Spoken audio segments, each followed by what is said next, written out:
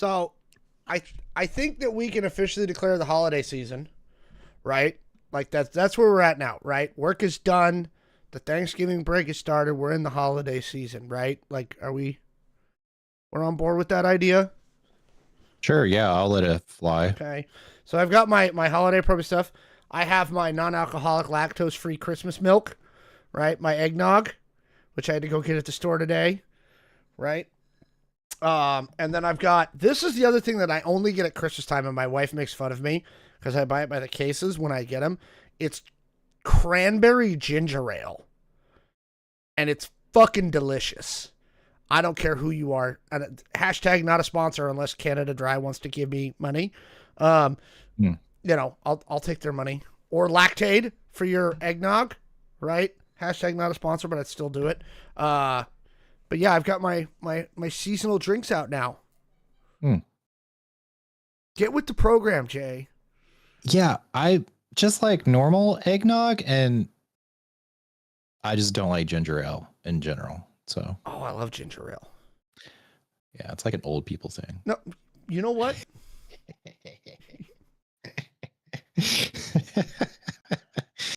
Oh God. So obviously, anybody who was with us last week know I've been hacking and coughing and stuff, so I've been able to go to the movie theaters. But you went and you like marathoned it. You did Running Man and Predator Badlands this last weekend. Yeah. So you want to do a quick 1 minute review of both? Boom. So I liked both. Running Man was good. It had some cheesy one-liners, right? But like I would expect that from the Running Man. Yeah. You know. But yeah, I thought it was like a solid movie. Definitely go see it if you haven't. I feel like it's on the way out right now. So it's not doing very well. Yeah. Yeah. I wouldn't imagine this movie going into like December, probably, right? With all the Christmas movies and all of that kind of stuff. But solid movie. If you have A-list, hashtag not a sponsor unless you want us to be a sponsor, and then we'll totally do it. But yeah, if you have the AMC A-list, go watch it. Predators, though, or what is it called? Predator Badlands. Yeah, Predator Badlands. Way better.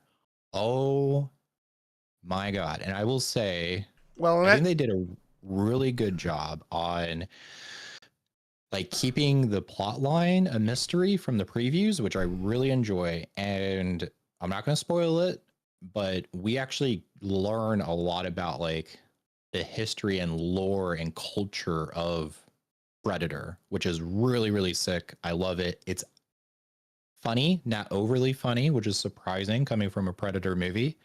Solid movie. Definitely go see it. I would say this is a movie that you want to see on the big screen, but it's also on its way out. So maybe I'll try and grab it this weekend. Yeah. It's great. And I'm looking at the box office stuff, and Predator Badlands has done more than 3 times the box office of the Running Man.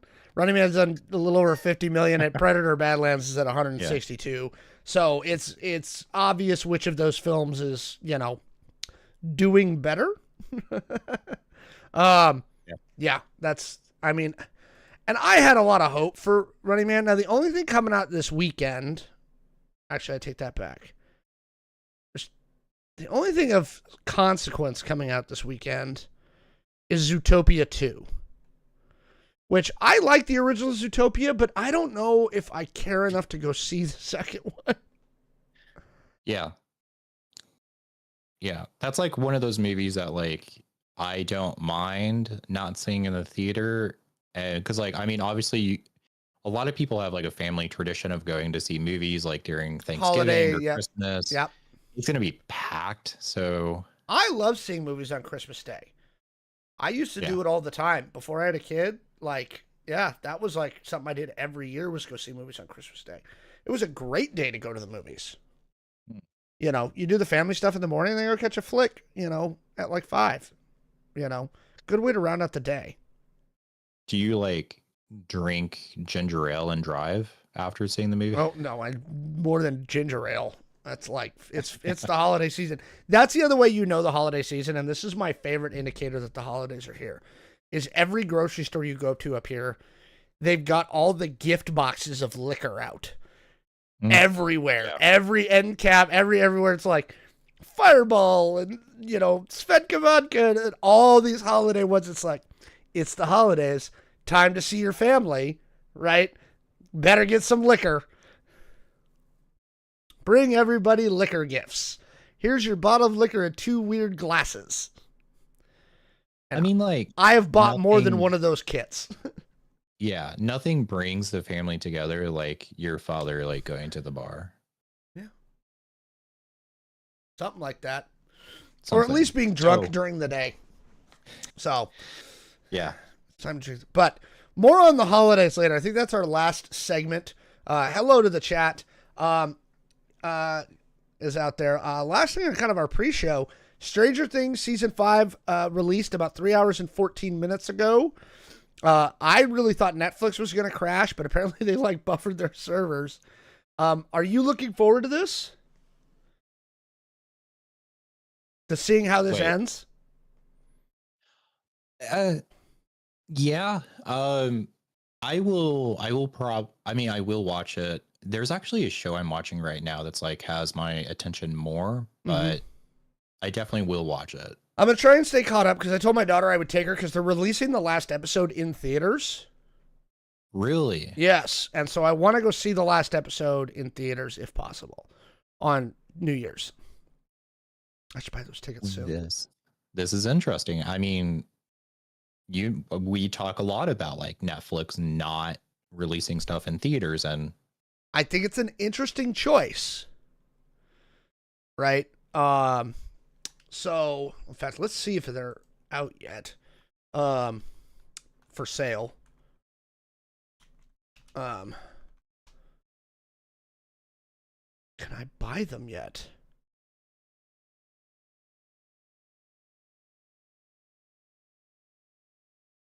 Doesn't seem like they've released the tickets yet. It looks like it's going to be AMC. Ooh, but they're saying only 350 theaters. 530 theaters? Maybe? Well, we'll find out. But yeah, I'm curious about that. So, if I can do it, I will do it. Right? All right, before we jump into the intro, you said you have a pie update. I do. I heard they discontinued it. Yeah. Yeah, I called. So it came out the beginning of November, and I was told that it was really whatever the store had at the beginning of November. Once they sold out, they were out. They weren't getting multiple shipments, so they sold out pretty fast. So he's like, yeah, we haven't had the pie for a few weeks now, and I'm like, cool. Yeah. Now here's what I will say. We could do this before Christmas. Multiple people have made recipes. Yeah. To emulate what the Baja Blast pie is. So should we, and I know we were trying to talk about doing an in-person show before the end of the year, and we're still going to work on that. Maybe we make the Baja Blast pie and eat it together at an in-person show before the end of the year. I think this is an idea. Yeah. It's not a bad idea. I'm not going to, there's no bad ideas, but Alex, your sexy 2026 calendar air code show, I don't know if we would sell that, I don't know. We're going to find I don't know out. If there's a market. I think there is. We're going to talk about it. All right, with all that being done, coming to you from our live Weird Home Studios, it is the Error Code Show for November 26th. We're a day early this week. Your place for news, pop culture, politics, gaming, and whatever the hell else we want to talk about. If you want to support the show, if you have Amazon Prime, you get 1 free Prime sub on Twitch, and you can use that to give us Amazon's money. And it's free for you. It's a free way to support the news and reactions we bring you every week. Comment, like, and subscribe to our videos on our YouTube channel, which is youtube.com/@errorcodeshow. We're on our march to 5,000 subs. That's kind of our goal. every time you guys like, share, and do all that stuff, it helps us defeat the algorithm gods. Because apparently if I'm not reading like true crime Wikipedias or, doing funny dances, I don't get to beat the algorithm. Right. And then also follow us on Twitter and Facebook at the Error Code Show. We would really appreciate it. With that out of the way, let's jump into our first topic tonight, shall we? Okay. A couple of weeks ago, Jay shared the story of them going to their first rave. And I, at the time, was like, I don't want to go to a rave. And then I saw something on the internet this week that most people weren't covering. And I finally found a rave that I want to go to. I'm going to quote from the New York Times headline.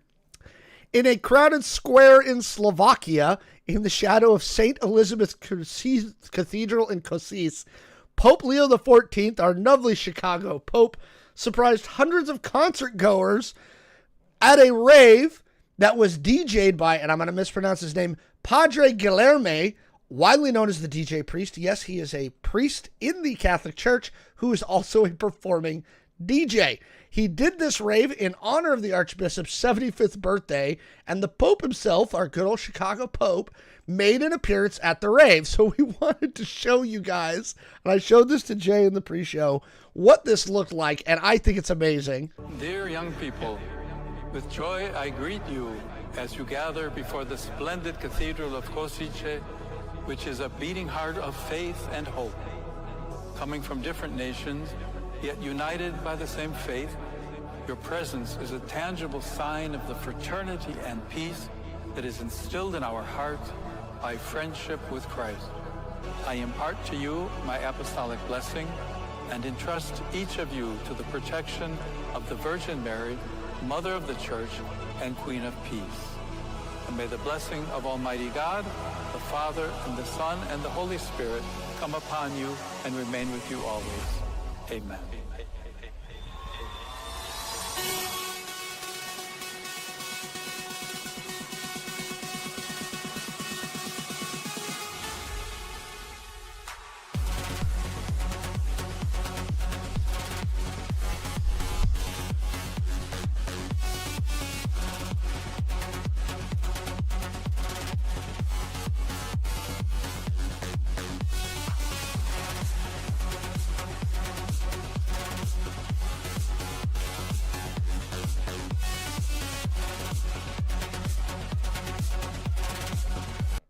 So that was the Pope appearing in a rave. So apparently this Pope, or this Padre Guilherme, and I've seen a bunch of his stuff now, he performs all over the world, doing raves for the church. Here we go. This is, and he has way more subscribers than we do, right? On YouTube, he's got 81,000 subscribers, right? And here we go. This is this guy. Oh my God. And he's got his little collar on, right?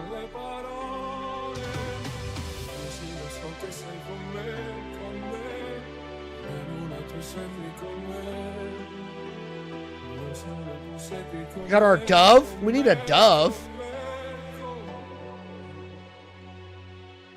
And this guy looks like he's in his 50s.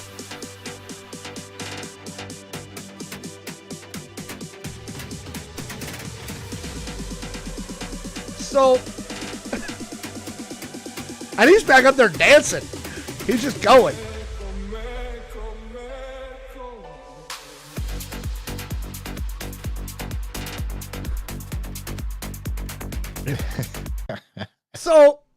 So here's my two questions to you, Jay. One, what are your initial thoughts on what we just watched? Right, the two sets here we've got with Project Guilherme, right?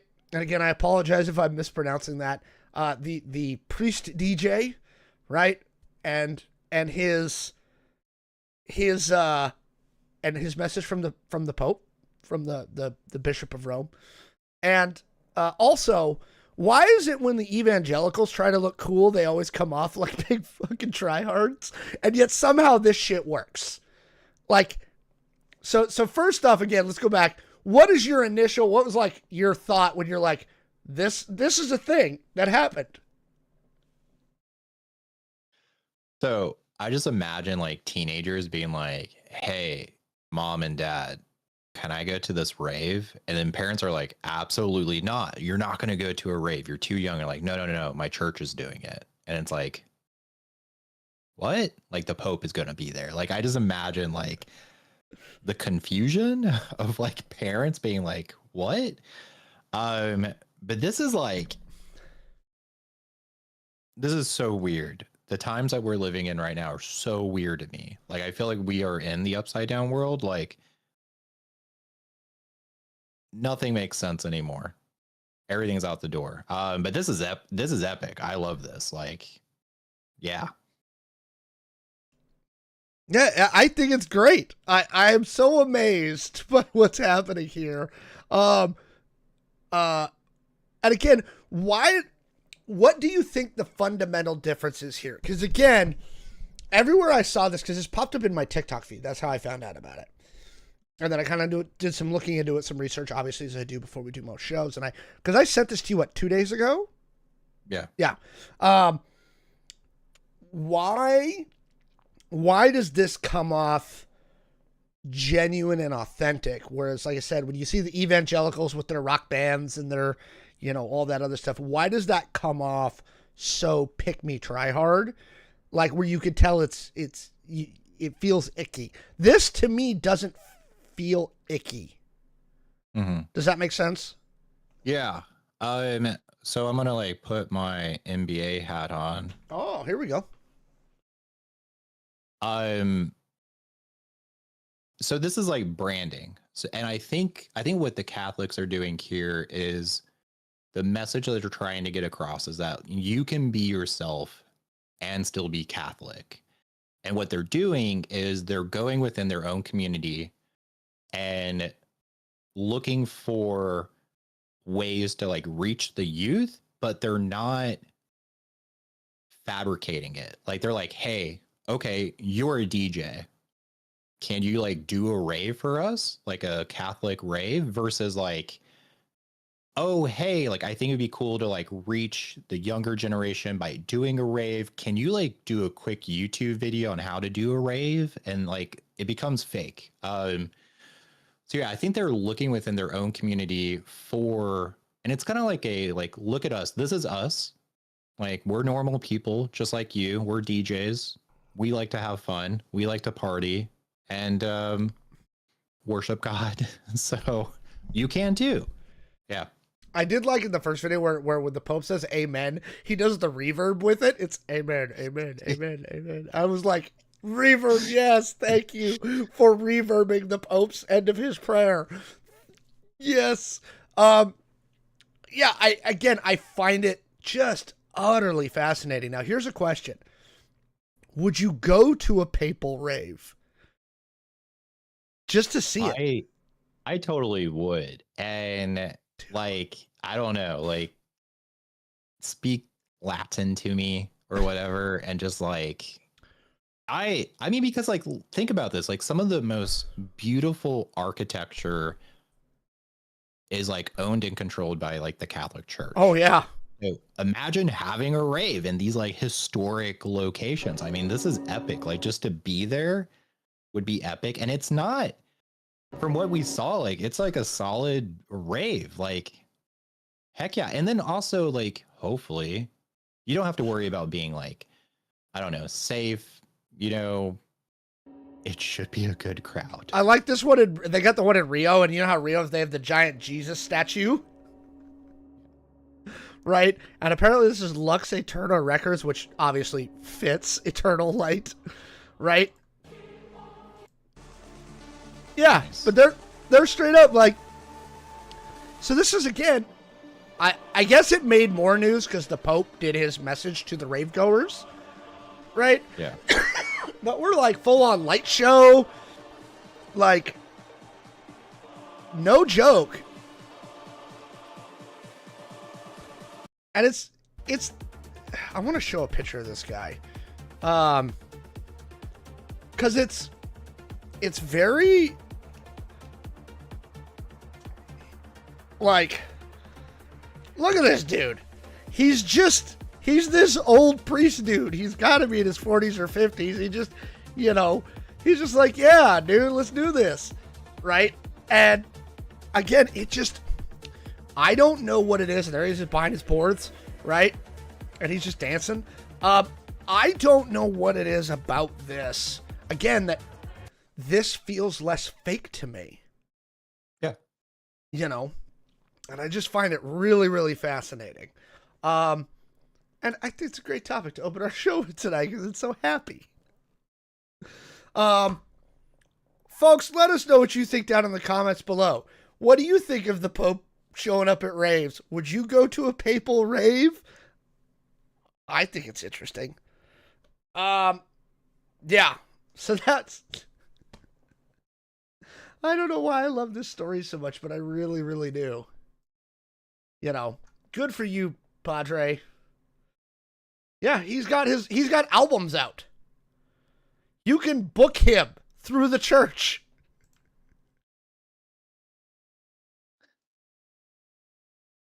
That's crazy. I mean, also, did you notice they did that rave in Slovakia, but the Pope did his invocation in English. Oh, yeah. Yeah. Which I think is interesting.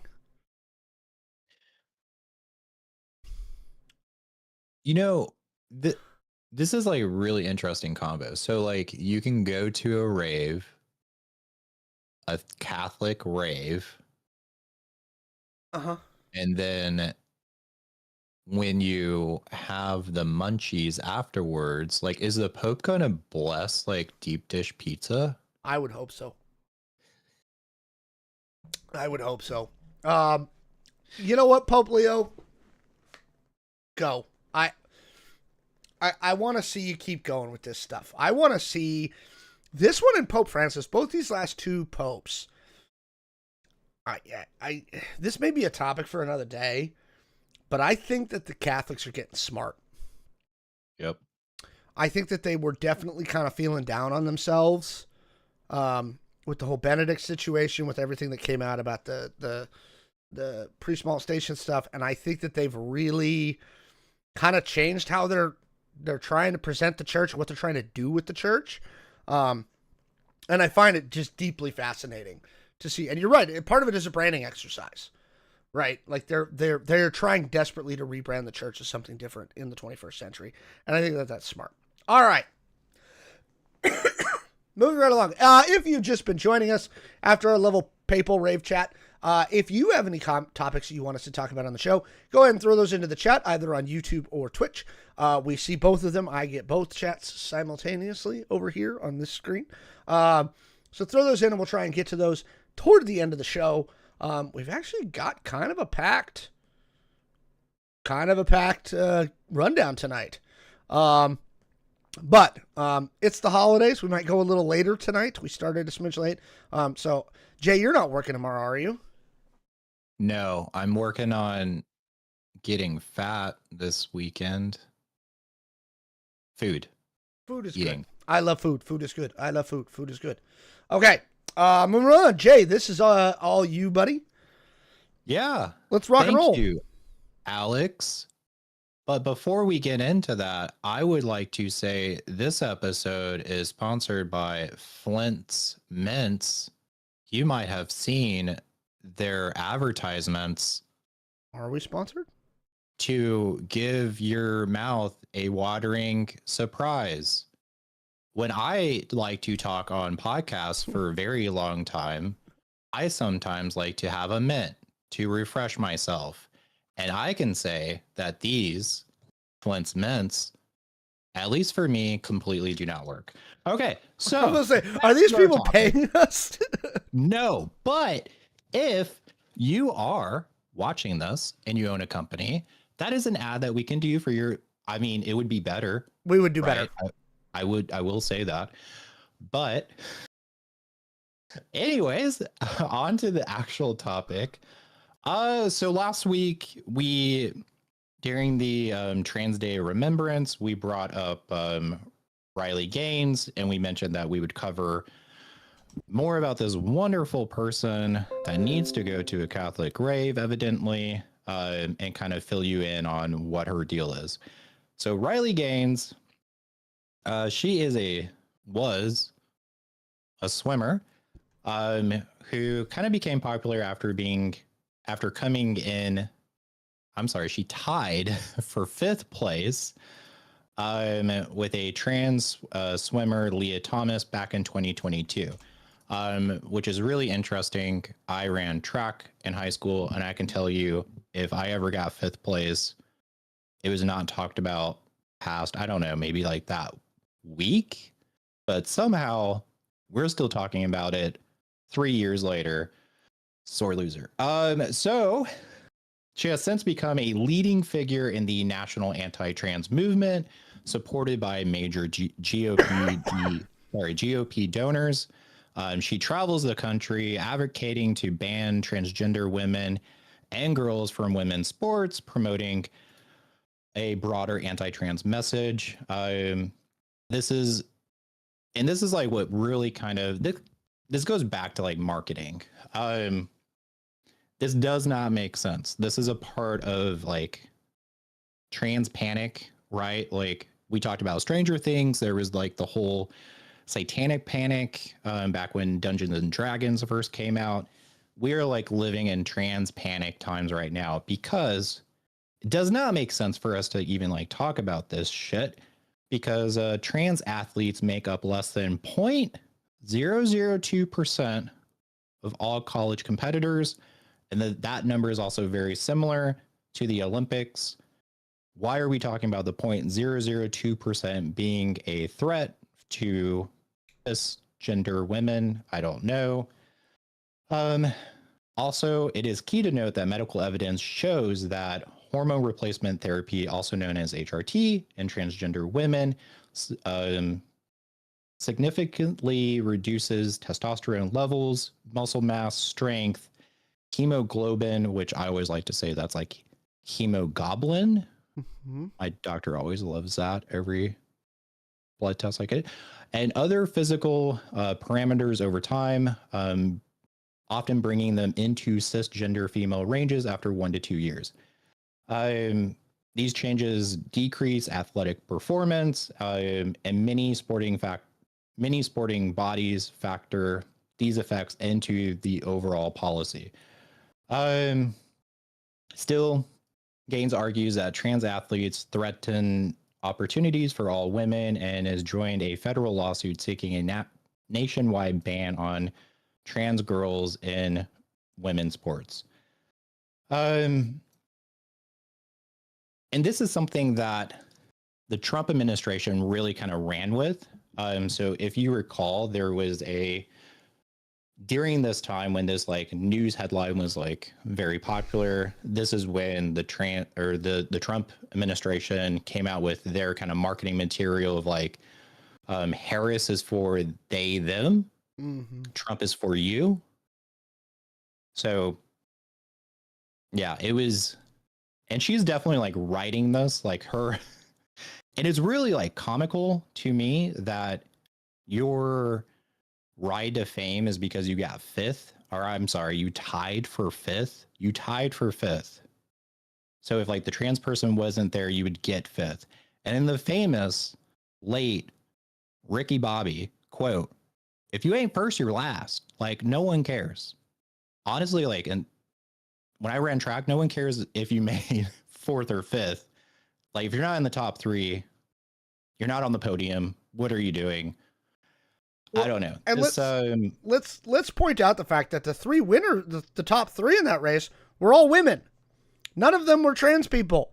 3 people beat the trans woman, Leah Thomas, in that race. And that was always the sticky point for me about like, what are you mad about? Right? Like, I don't I don't get in this sphere of competition what you're upset about, right? Like I don't get it. It bugs me. Now, one of the reasons we've talked about Riley Gaines, and I hadn't had a chance to do a lot of research into this last week, but a couple weeks ago on an episode of Pablo Torres' podcast, a former teammate of Riley Gaines and Leah Thomas said this, quote, "It's hard for me to care about Riley Gaines tying for 5th when our swim coach is accused of raping our teammates. The coach in question, Lars Jorgensen, was banned for life after multiple rape allegations at the University of Kentucky." Right? And again, Gaines has been silent about that. Right? If she's made a statement about it, I haven't seen it. You know what I mean? And it definitely is not as loud as her anti-trans stuff.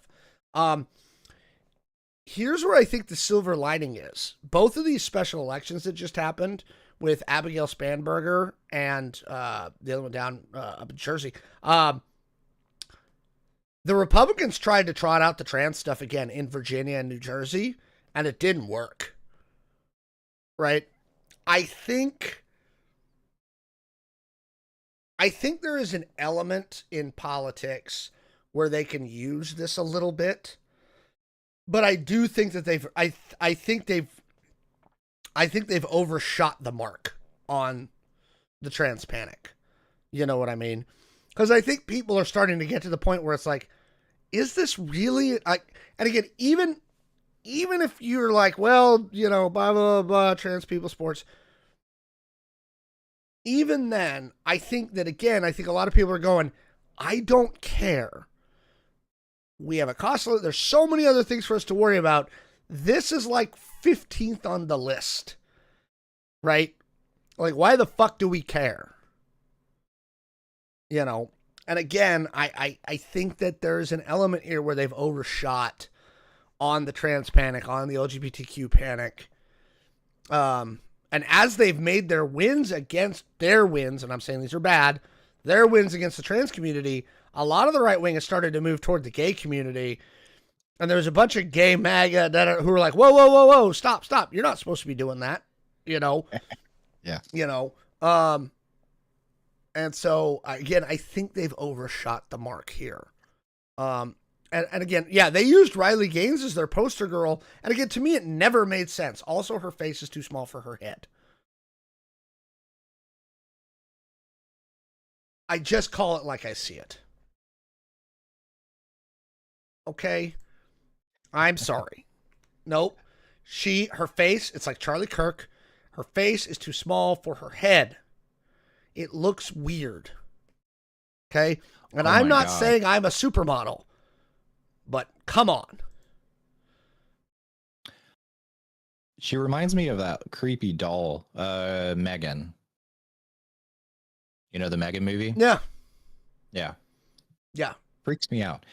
And I think like whenever we get and I do believe like there's something to always like take away from this. Whenever we do get like a lot of, I don't know, like when you start seeing like the same message like brought before you, like, oh, look at this, look at this, look at this, like it's often good to like look and be like, what is like the actual meaning behind this? Like, why are they promoting this so much? Because when you stop and you actually look at it, none of this shit makes sense.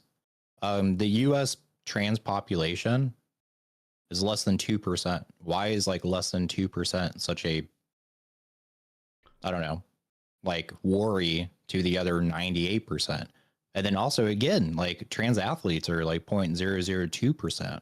So why do we care? Also, you got 5th. Like even if that person wasn't racing, you got 5th.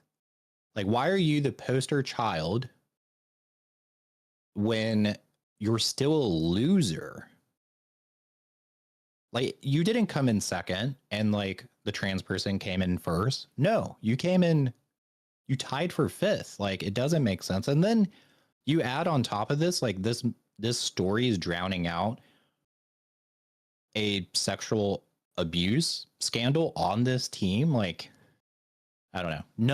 None of it makes sense except for the MAGA political system wanted to take this and run this and create, you know, their narrative of like trans panic. Blah. Yeah, that's it. And again, Flint's mints. They might not work, but at least they taste good. Anyway, let us know what you think in the comments below. Yeah, the whole thing is ridiculous. It's funny. I'll be honest, Jay, I don't understand your next topic. What is it? What? NPIs fail? Yeah,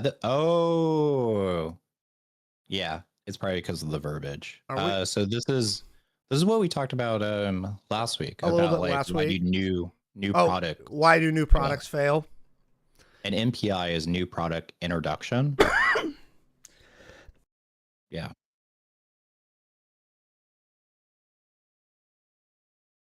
Yeah. Wait, do this too. I'm not sure if we want to go into that. Do we want to cover that? Let's hold it. I want to talk about Nintendo because it will actually lead into the one that somebody suggested, right? Oh, shit. We can actually probably bring up more. We actually talked about a few last week. Yeah, there's a bunch of good stuff. Fortunately for Black Friday, you don't have to go out anymore. Oh yeah. Actually, let's talk about that too. I love that. All right, let's rock and roll. Jay, take us away. Yes, something that all of us love and we can appreciate and we can enjoy, and that is sales. Like how I personally like to get my makeup from Ipsy, which is always on sale, and you get no, just kidding. I'm kidding. By the way, if you want to get like the ad-free content of our podcast, please go to our Patreon. Just kidding, that doesn't exist. We don't have one. Yep. Future planning. Saving money, especially in this economy. Love it. Also, nerd stuff. Love it. We're all nerds. If you're watching this podcast and you're not a nerd, I would like to know why you're watching it, just for marketing purposes. Anyways, so Black Friday, Nintendo deals. Let's get into this. So Walmart has a lot of Black Friday deals for $30 and under for the Nintendo Switch and Switch 2. So if you are a Switch kind of person, I do not mean that in like any sort of actual way at all. But so I'm just going to run through some of the $30 games here. We got Super Mario Odyssey, we got Paper Mario, we got Luigi's Mansion 3, we got Zelda Echo of Wisdom, we got Donkey Kong Country Returns HD, we got Princess Peach Showtime, we got Kirby's Return of Dreamland Deluxe, we got Nintendo Switch Sports, we got Sonic Racing, and more. And that's all for $30. So go to Walmart. And that's another thing. You don't have to actually go. Just buy the stuff online and have it shipped to your house. Yep. Bigger discounts. We got Sonic X Shadow Generations for $15. This is like 70% off. This is insane. With a free Switch 2 upgrade. I didn't even see that. With a free Switch 2 upgrade. That's sick. Star Wars Outlaws Golden Edition, $30, which is half off. Which is probably what that game's actually worth. I have that game, and $30 is probably. It's not a bad game, but it's not a $70 game, my opinion. Dang. Yeah, that's another like advertisement that we could throw in. Star Wars Outlaws, Final Fantasy. The 1 through 6, that's for $40. That's a lot of gameplay time. And there's some classics in that run of Final Fantasy 1 through 6. Specifically, 4 and 6 are both fucking amazing. You look confused. this is the lowest price ever. Yeah, can we like pause here for a second? Why is Final Fantasy on like with Nintendo? Because those were all originally released on Nintendo systems. 1 through 6 were all Nintendo and Super Nintendo, right? They didn't make the switch to Sony until 7, and there's actually a whole big long story that's been covered by a lot of people. The PlayStation was originally supposed to be a Nintendo add-on. It was supposed to be Nintendo. Sony and Nintendo made a deal, and Nintendo backed out in the 11th hour, right before CES, when it was going to be announced. And Sony was pissed. And so Sony said, screw you. And using their contract stuff, they were like, y'all backed out. We're going to get our own console now. And they did, and the rest is history. The PlayStation, the reason it's called PlayStation is it was supposed to be the Nintendo PlayStation. It was supposed to be an add-on to the 64. That was the whole that's why it's called PlayStation. So you mean to tell me Nintendo created their own like greatest enemy? Yes. Absolutely they did. Right? Damn. And the funny thing is they changed their minds on CD technology and went back to cartridge for the Nintendo 64, and that was when Squaresoft, who was Squaresoft before they were Square Enix, they'd released everything on Nintendo, but 7 was coming, and they were already working on 7, and they knew there was no way to put Final Fantasy 7 on a cartridge, right? And so Square went to PlayStation, went to Sony, and said, we're going to do Final Fantasy 7 on the PlayStation. And again, the rest is kind of history. That was where Nintendo lost Final Fantasy. So again, the 1 through 6 Pixel Collection, the 1 through 6, which is basically remastered versions of Final Fantasies 1 through 6, that's a lot of game time for $40. That's a fucking killer deal right there. Yeah, that's like, I did not know that backstory. I feel like that should be a movie. I am moving on. We got Dragon Quest HD 2D remakes, discounted at Amazon. Just Dance 2026. That's still a franchise somehow. $25. And we have various third-party titles. Cyber Monday preview. So supposedly starting November 30th through December 1st, Nintendo is going to offer $20 off the Switch 2 micro SD Express cards. So the 256 gigabyte, which is typically $59.99, is going to be $39.99. That's not a bad deal. Which, yeah, that seems like a sick thing. But the best value is the 512 gigabyte card for $74.99. So be on the lookout for that. I think that's sick. And as always, no Switch consoles are going to be discounted this year. That's not shocking. Yeah. There are going to be bundles though. So the Switch 2 bundles remain standard pricing, but still saves you a bit when buying, for instance, the Mario Kart bundle is going to save you $30 and the Pokemon bundle is going to save you $20. So check that out on Nintendo's website. And where can you find like Nintendo kind of deals? So the Nintendo eShop, Walmart, Amazon, Target, Best Buy, and also other major retailers, but those are the main ones. So I don't know and this can lead into kind of more things like, is there anything on your shopping list, Alex, for Black Friday? No. So I don't, and we'll talk about this in the final segment. I don't leave the house on Black Friday. I never have. I don't participate. It's against. I mean, like, it's against my religion. Stuff, so no, and I'm gonna come off. Well, let's come back. Well, never mind. We can't talk about this in this segment. I do probably have my shopping still in person, right? And I'll tell you why. Okay. I'll be honest. I find some of the coolest gifts that I find for people are shit that, like, browsing on a website where it's all algorithmed and stacked in certain ways and things like that. That's not where I find the cool shit. Where I find the cool shit is when I'm wandering through a Barnes & Noble or a department store or something like that through the mall, and I just see something, right, at a store that's neat and that makes me think of the person, and that's what I buy, right? So, and it's just, I have found that I do my targeted shopping online, right? If my wife wants specific things or my kid wants really specific things, I'll buy those online. But I always like to have, but they usually know that stuff's coming. I like to have some surprises. So I always go out, and I used to do this with a group of friends. Like, we made it a thing. We would go to dinner, grab some drinks, and then go shopping. I do it less at home, right? I do it less with friends now because they don't want to go. But I go out, I have a couple of drinks, and then I shop. And then I take a break from shopping, and I have a couple more drinks. And then I go shop, right?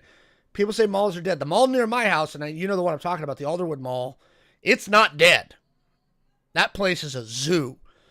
But honestly, to me, it's part of the experience. And again, it's I go and look for stuff, right? Because again, it's shit an algorithm's not going to feed me. And I don't want, I'll occasionally, I love New York Magazine always has a great holiday gift guide that I look at every year, right? That oftentimes will find me cool gifts for people I care about. But that's my thing. So I won't do any shopping this weekend. I am also notorious where I will end up at the mall on the 21st or the 22nd shopping because I will forget until the last possible minute. Somebody asked in the chat, because somebody in the chat suggested going to local comic shops and other small businesses, and somebody responded to that, bro, why? Real question. I can speak for myself. I like supporting small businesses because I think that they provide a sense of community. I think they have a deeper root in the community, and I think that they provide better services for the community, right? That's just a personal opinion, Also, again, in my brain power where I go, I want to find something that nobody else is going to find, that you're not going to see on every Amazon page. And so I find that when I go to smaller businesses, like smaller gift shops or niche shops, comic book shops, because my wife's also a big nerd, right? That's where I can find really neat shit, that is fun. That, again, I wouldn't have thought of otherwise. So that's the small business side. That's my shopping thing. Are you primarily I gather you're primarily an online shopper. Yes. There's typically very specific things that I look for. So every year, right, I get something to upgrade podcast. So this year I have a new light, which I played around with switching my other light locations around. So I upgraded my light system. I'm gonna have to play with that for a while. So those are things that are kind of tradition now. I look okay, what's a good deal? What do I want to upgrade? What are the prices? Is this good? Is that good? And then yeah, I would say there's just a couple of things that I'm always on the lookout for. Very specific comic book artists that have their own website. Okay, what sales are they running online? Yeah, but I will say I do agree. I love going into my local comic book store just for window shopping. You can easily walk through a comic book store, something's going to grab your attention, you're going to pick it up, you're going to look at it and maybe buy it. I don't know. And it's hard to do that online because when you're online, like you said, Alex, the algo is just going to point you in one direction. So Dog Dad is going to get pointed probably at Superman comics all the time.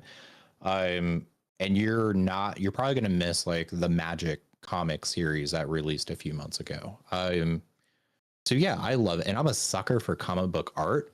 I'll have to do like a tour of my office, but if you could see my office, like there's so much. Like I have comic books everywhere. I have art on the walls. I have art just sitting on the floor up against walls.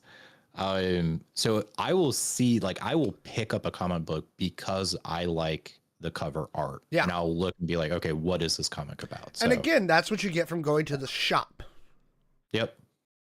100% agree. So I will say this. So again, just as an example, this is where I go when I'm like just kind of running through ideas.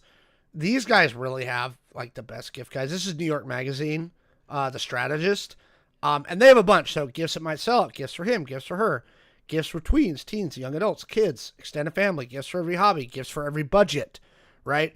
And like they've got stocking stuffers under $20, right? Non-boring stocking stuffers under 25, right? Here's 13, here's 9.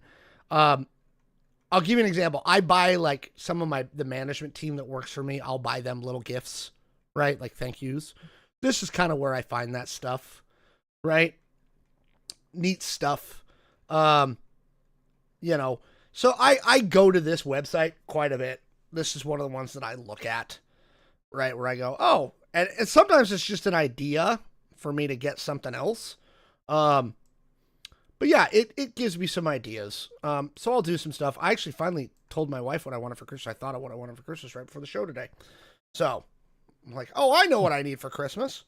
It's hard because I have stuff, right? Look behind me. Like, I have stuff. I got 30,000 Magic cards in my garage. I got Commander decks and tchotchkes, and I have crap. I got 2 gaming PCs. I got 2 production PCs in front of me.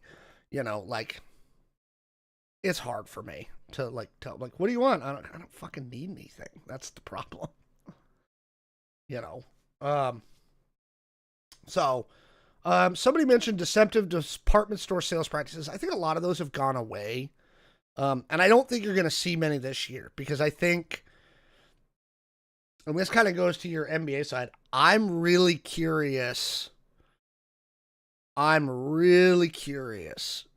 how much spending there's going to be this holiday season. Consumer confidence is low. I'll be honest, I don't think it's going to be a good holiday season at the retail level. Do you?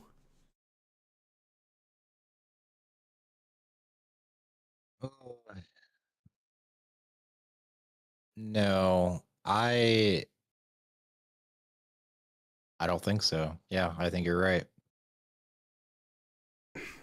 I can't see it. So that's my thought. I said, I'm sure there's going to be all kinds of good deals out there. I was at Target with my daughter earlier today, and you can buy, and this is the weird thing. Food's going up in price, but you can buy a 4K 55-inch TV for $200. Which I think is almost ridiculous. There's something wrong when, again, like all these things that should be considered like luxury items are just dirt cheap.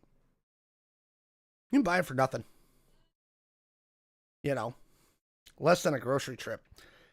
Anyway, what do you guys think? We talked about some Nintendo deals and some of the other ways that we go shopping this holiday season. Let us know what you think down in the comments below. Let us know if we should do another segment on holiday shopping and all that stuff. Excuse me. I'm going to 3D print gifts for my nieces and nephews. That's a good idea, too. That's not a bad idea. There you go. Oh, this one. Yeah, we need to do this one. Everybody likes big robots. If you're just joining the show, because I see we're moving up and down in our viewers tonight, and you've got anything you want us to talk about at this open of the holiday season, go ahead and let us know in the comments. We'll try and jump on that toward the end of the show. Again, we may go a smidge longer tonight because, again, we don't have to work tomorrow. Well, kind of, mostly, for me. Somebody in the chat saying, one more shopping episode before Christmas.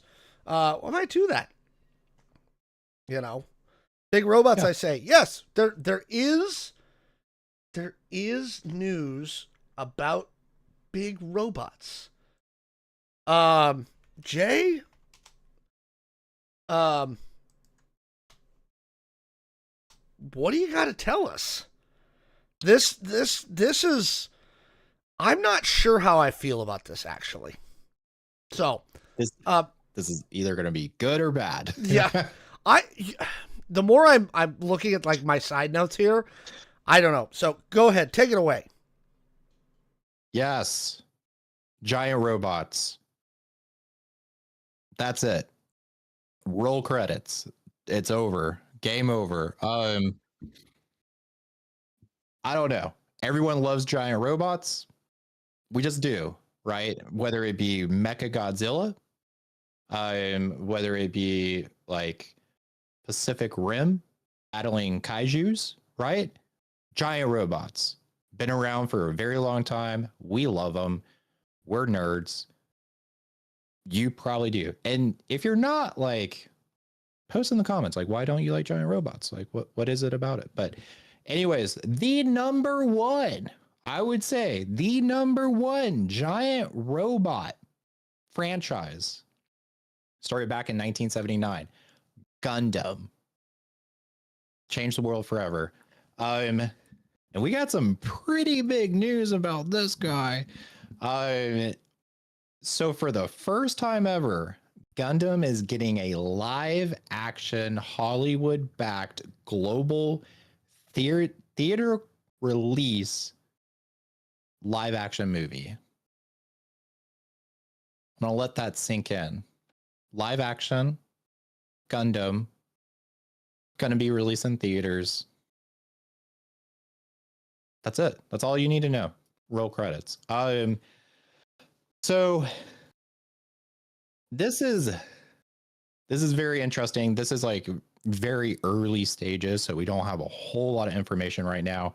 So this is being made by Bandai Namco Filmworks and Legendary Pictures. So back in January 2025, evidently signed a joint investment co-finance agreement for the movie. To support this, Bandai evidently established a new North America company, Bandai Namco Filmworks America LLC, which was operational as of April 1st, which I feel like that is, anytime there's something on April 1st, I'm like, is this a joke? Let's check the sourcing. Yep, check the sourcing. Right, like, the freak. Anyways, so yeah, production is being led by Legendary, and the film is directed and written by Jim Mickle, who is known for his work on the series Sweet Tooth. And I actually don't know anything about Sweet Tooth. Alex, do you know about this show? What is this? I don't, and I'm going to look at what else he's known for. Okay, I do remember this movie. Mulberry Street. Yeah, this might be a risk for them. Yeah, I'm not sure that this is who you want helming a film that's going to have a budget needed to make a Gundam live action. But go ahead, keep going, because there's more information about this. There's more. All right. So there is a shift. So a recent shift. So originally the movie was once reported to be destined for streaming only. It was going to go just to Netflix. Ooh. But now they're changing their plans. They do want a global theater release, which if you're going to have a giant robot movie, it has to be shown on the big screen. It just has to. Insert everything Alex has said about theater releases about like Star Wars and stuff here. You know, it's like every other episode he brings it up. And America's like favorite person right now is evidently reported to be the lead of the movie. SYDNEY SWEENEY. You know, the girl that's from like the jeans company. Yeah. Jeans, who everyone freaked out and was like, you're racist. This is racist. This is Nazi stuff. Yeah. So She's the lead, supposedly. We do not have a release date yet. It has not been announced. And also we have no public confirmation of what storyline we're going to be at or anything like that. So the only thing that we know for sure as of right now, supposedly Sydney Sweeney is the lead. We're getting a live action Gundam movie, and it's going to be released in theaters globally. So, and Deadline has it this week that Noah Centineo, who was in Warfare and The Recruit, in To All the Boys I Love, blah blah blah. He's a mid-level movie star kind of guy.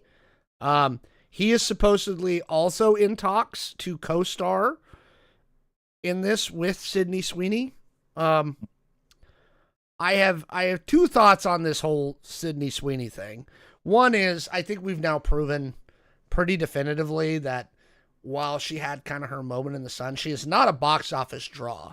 Her last movie tanked, right?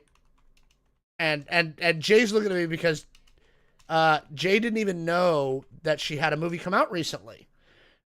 And she did.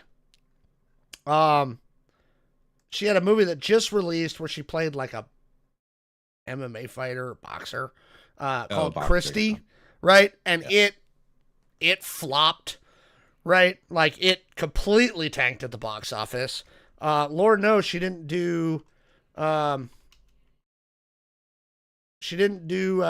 Madam Web any favors, right? Like I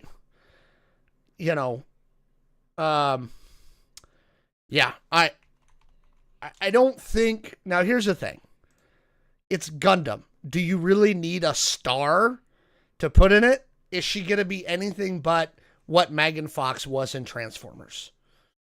Right? Like, do you need acting chops to do a Gundam movie? Probably not. It's Gundam. Am I expecting best actor level performances in a Gundam film? No.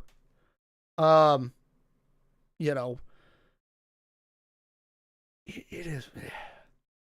I like the idea of doing a Mobile Suit Gundam movie. I like it because I love anime and I love Gundam, and I think it's a lot of fun.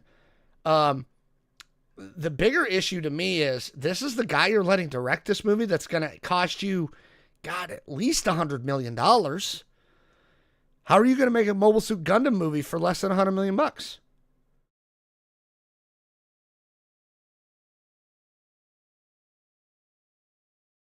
CGI. That's more expensive, right? That's really, that's... You really do CGI because CGI is more capable of doing cool stuff than practical effects is, right? Especially when you're talking about something like Gundam, right? And that's more expensive than practical effects a lot of the times, Mm-hmm. Yeah, I don't know how you make this movie for less than $100 million. And so you're handing it to this Phil Mickle guy who I don't know if he has the background to do something this big. Or Jim Mickle, sorry. That tells you how much I know about him. And you're letting him write and direct it. What? What?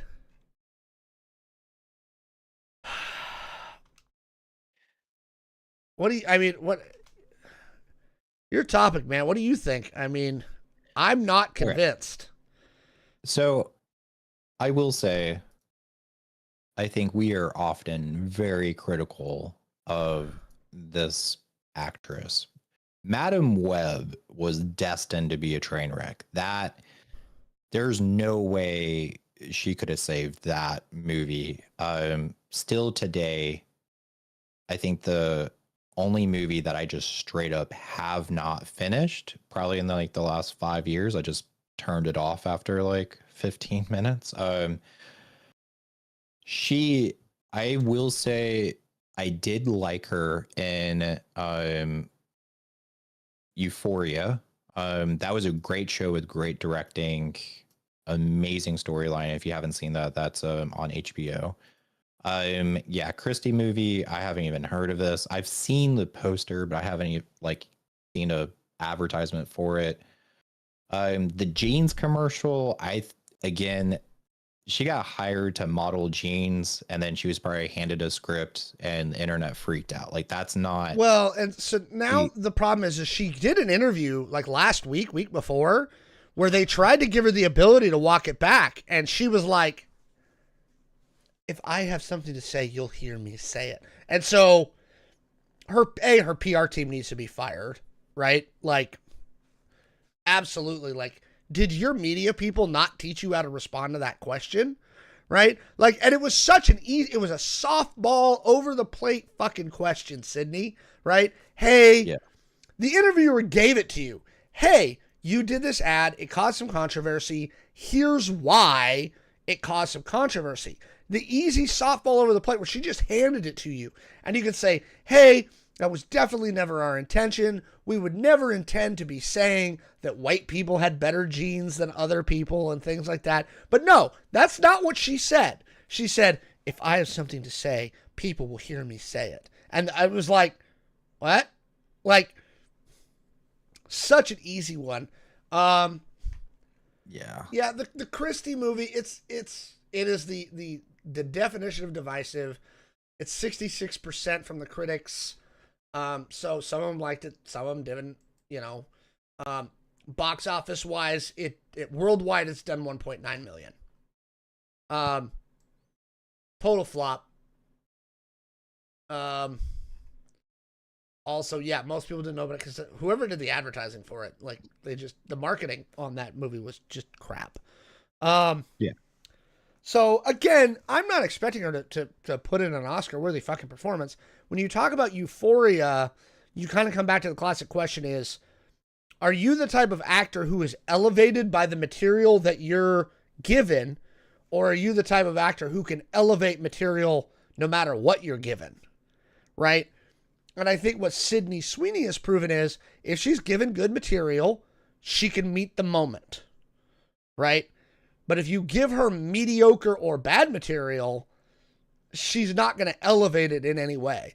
You know, I'm sure, Jay, you've seen plenty of movies where you're like, that movie wasn't great, but this actor was good because they elevated the material in that kind of shitty movie, right?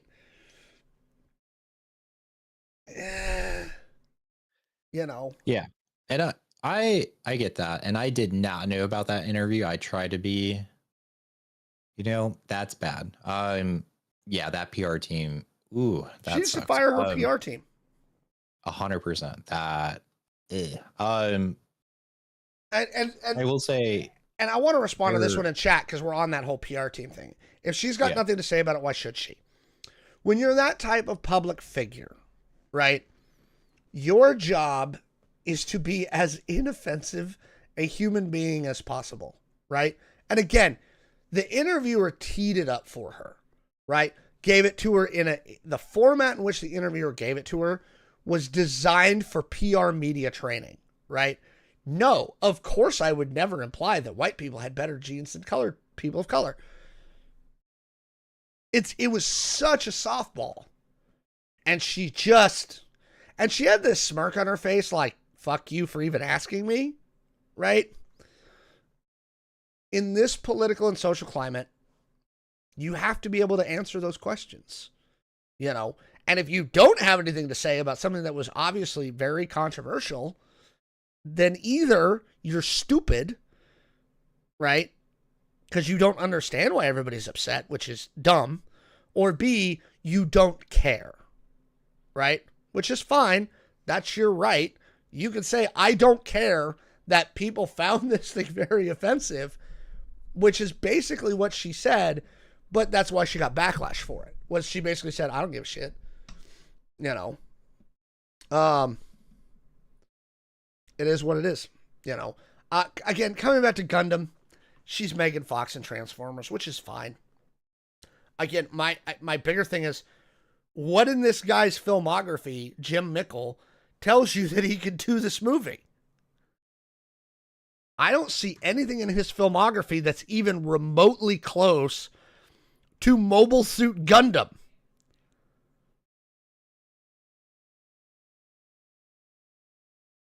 I mean, you couldn't find anybody better? Who did Ready Player One? The writing or the directing? Directing. Oh, that would be Steven Spielberg.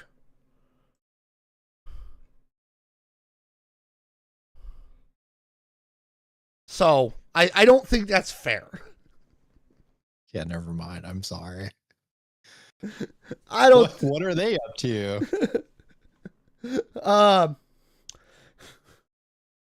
Here's the thing. Like somebody's saying that like, he's being paid low enough salaries so he gets Sydney Sweeney. Sydney Sweeney's not worth that much. Again, she's not a box... Like, and I'm not saying that she's not talented. I'm not saying anything. She's not a box office draw. There's nothing in her filmography that indicates I stick Sydney Sweeney on the movie poster, people are going to come to this fucking movie. You know what I mean? There's just no indication that she's that type of movie star. And there's an argument to be made, and we could probably do this as a separate segment entirely, and I've heard this argument done, and Jay, I'd be curious your opinion here. There's an argument to be made that no longer exists at all. Wait, what no longer exists? The type of movie star where if I stick them on the movie poster, people are showing up. It's going to make money. It's gone.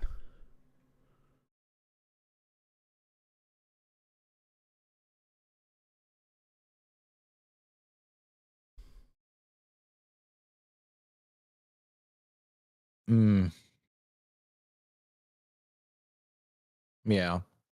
I can't think of an actor in Hollywood today where I go, yep, guaranteed you put this actor in this movie, it's making $500 million. Or $400 million. Right? Chat, I'd love to hear your opinion. If you can think of an actor or actress who you stick them on the movie poster, they're going to bring in $300 million.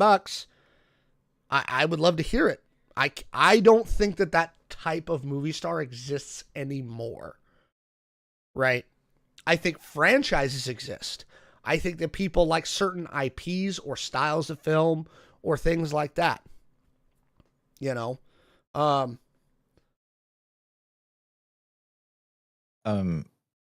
Going back to PR, I found her PR person and I found their LinkedIn. Oh no. So they have 12 years of PR experience, but then when I look at their education, they have a psychology degree in alternative healing. There you go. Don't know. And then they have like professional diplomas, which are not a real. I'm not going to touch that. And then they went to an academy for content writing for marketing. So, yeah. So I don't think somebody came up with an answer, and I'm going to show you exactly why. That's wrong. So somebody suggested Ryan Gosling. Nope. It's not Ryan Gosling. And here's how I know. He made this movie earlier this year. It came out. Nobody wouldn't watch it. It's called The Fall Guy. It was a great movie. It was hilarious. It bombed. That was great. It bombed. Bombed. Oh, Liam Neeson? Nope. Tell you this. Watch this. Liam Neeson did a great movie this year. Naked Gun. Loved that movie. He was great in it. It was hilarious. Bombed. Bombed. Did terrible at the box office. Right? Made $52 million domestically. Right? Meryl Streep. You might get some holdover. Maybe. What has she made recently? No, I can tell you right now. I don't think that there is any actor or actress where I go, again, I slap them on the movie poster. That movie's making $300 million. God, what was the last movie she did? She's done a lot of stuff recently, but not movies. She's really stayed away from movies. Streisand, not anymore. And I'm not saying that they didn't used to exist. I'm saying they don't exist anymore. You know, I don't think in the current environment, in the current media environment, that there's anybody that is going to be a box office draw, per se. You know, I think that for individuals, right? Now, for me, it's more about directors, right? If, like this weird mystery movie that Spielberg's making right now, I'm going to go see it because I'm curious, because I want to know what it is, right? You know, but not the Downey. Nope. Yeah. Here. I'm gonna cut this segment right now. Because we have fully moved off Gundam. What do you say, Jay? Yeah. Yeah. Robot. Steven Spielberg is working on some movie. In theory, it might be about aliens, but question mark. It's so nobody knows what the fucking title is. Nobody knows who's in it. Nobody knows anything. I think they're done filming. When's it scheduled to come out? They have a release date. Yeah, it comes out in June. It's coming out in 6 months.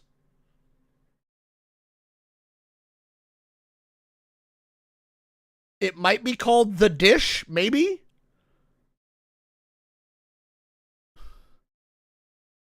But literally everything online has got it as untitled Spielberg film. Interesting. Nobody knows what it is. Nobody knows who's in it. Nobody knows anything about it. Apparently it's being made under classifications that make the fucking DOD look like a leaky boat. It's being distributed by Universal. No one knows anything. It's rumored to be about UFOs. But literally, like, it's actually been a thing in Hollywood because you can't really make a movie in Hollywood without somebody finding out what it is, right? You know, look how hard Marvel has to work to keep their shit under wraps, right? Spielberg's making a movie. We think it's about UFOs, but literally that's the best information we have. We think it's about UFOs, but we don't know.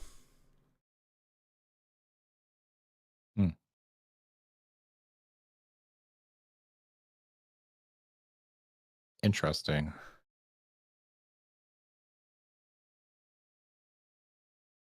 I find it fascinating. Am I going to go watch it? You're damn right I am, because I want to know what he's working on. That's this secret. Are we getting Close Encounters of the Fourth Kind? I mean, that's what my mind went to. Are we getting E.T. 2? Maybe we're going to E.T.'s home planet. I have no idea. God. Maybe E.T.'s like parents come. E.T.'s grandson comes to talk to Elliot. And then blows up our planet. Yeah, I have no idea.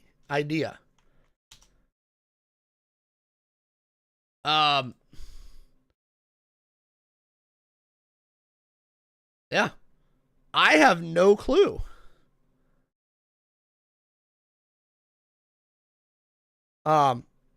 If this secret is Close Encounters or ET. Yeah, I'm fascinated. And I want to know how Spielberg's pulling it off. How are you making this entire movie? And by the way, it comes out in 6 months, Jay. This movie's done. They filmed it already. Yeah. Right? Here, let's do this. Let's go to IMDb. Steven Spielberg. What is IMDb saying about it? Upcoming. They're saying it's The Dish. Maybe. But I don't even think I trust that. They think Emily Blunt's in it. And Coleman Domingo. And Colin Firth. That's an interesting cast. David Coop wrote the screenplay.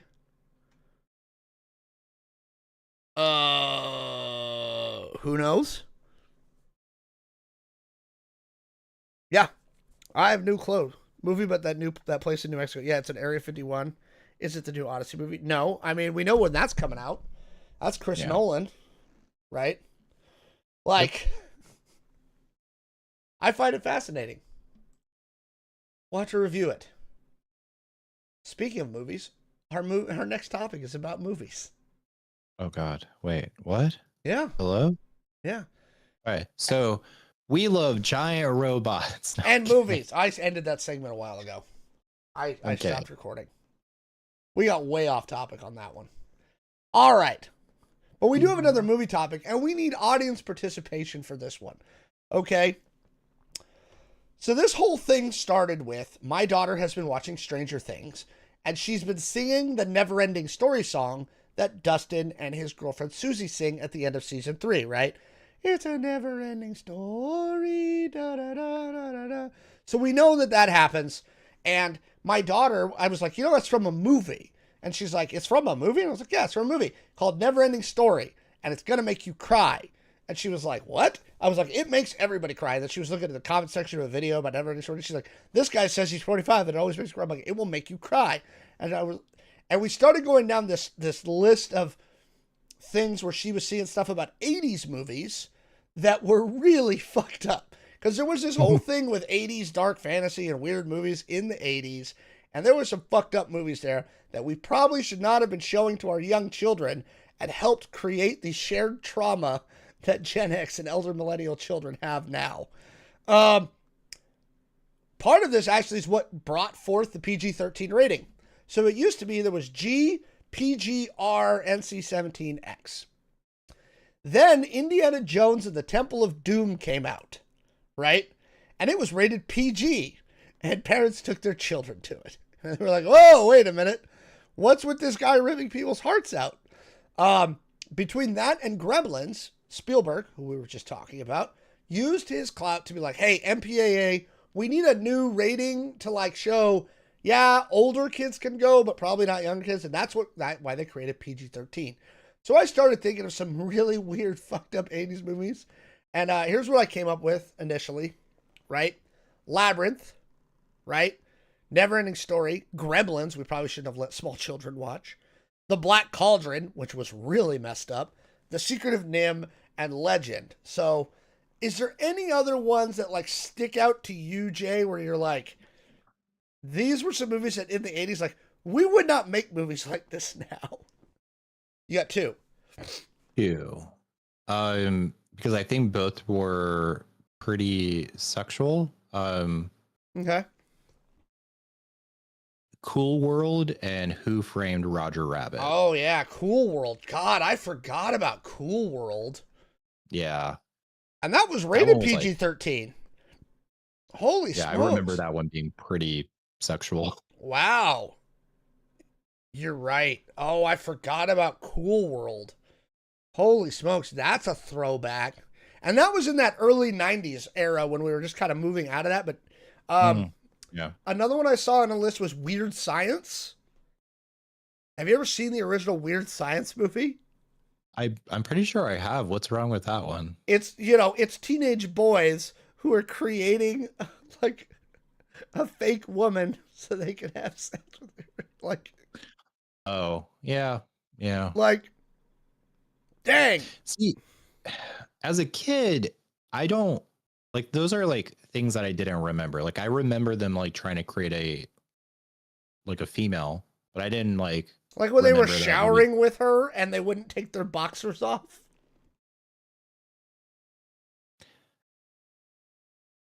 Yeah, those things just like go right over my head. Like as a kid, went right over my head. Like, oh, cool, they're lonely. They want to create like a girl for them to hang out with. Chat's got Watership Down. I do not know what that is.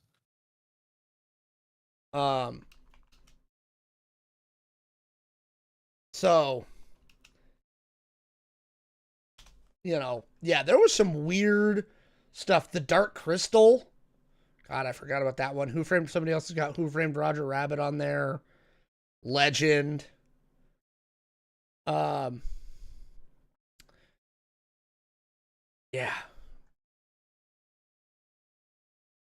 Somebody else put Goonies on here.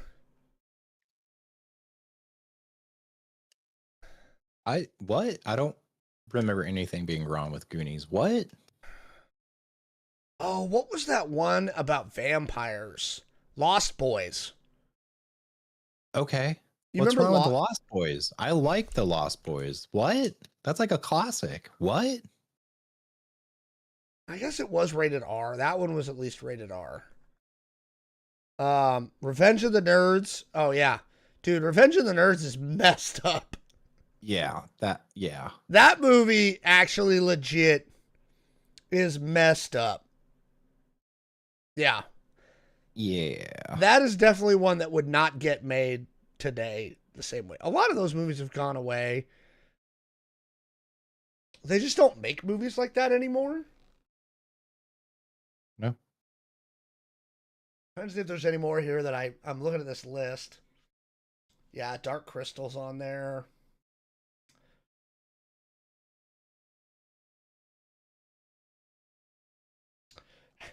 One I keep seeing on there is All Dogs Go to Heaven, which, yeah, because he dies.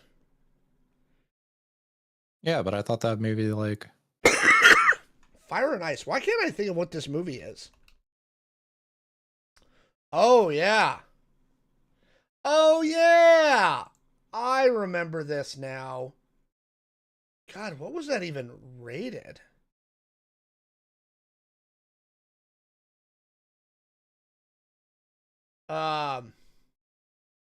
What was it rated?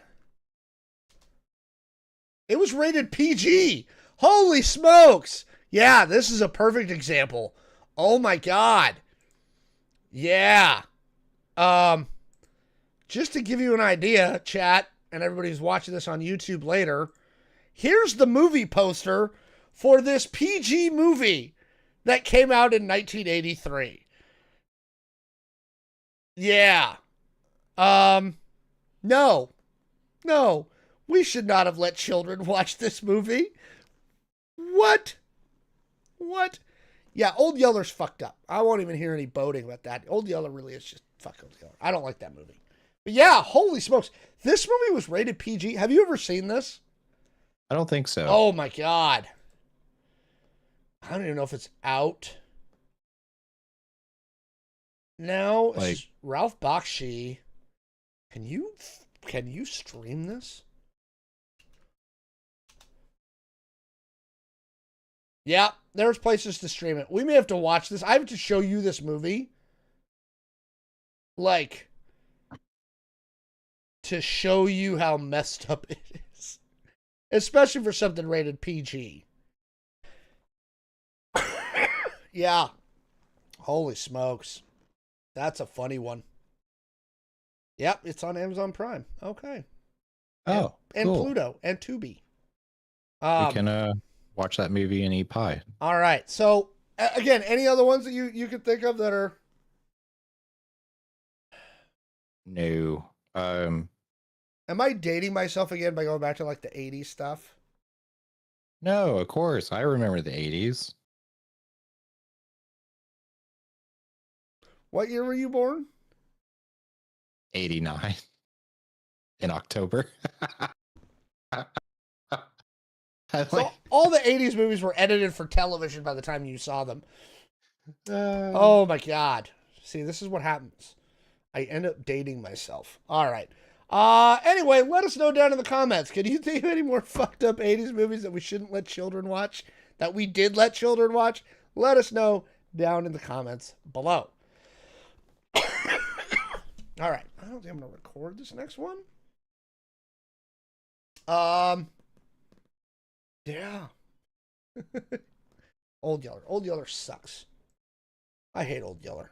And I'm actually not even that big of a fan of Bambi. Like, I recognize it for the achievement that it was in film, but I don't like the movie. I can't even think of the last time I watched it.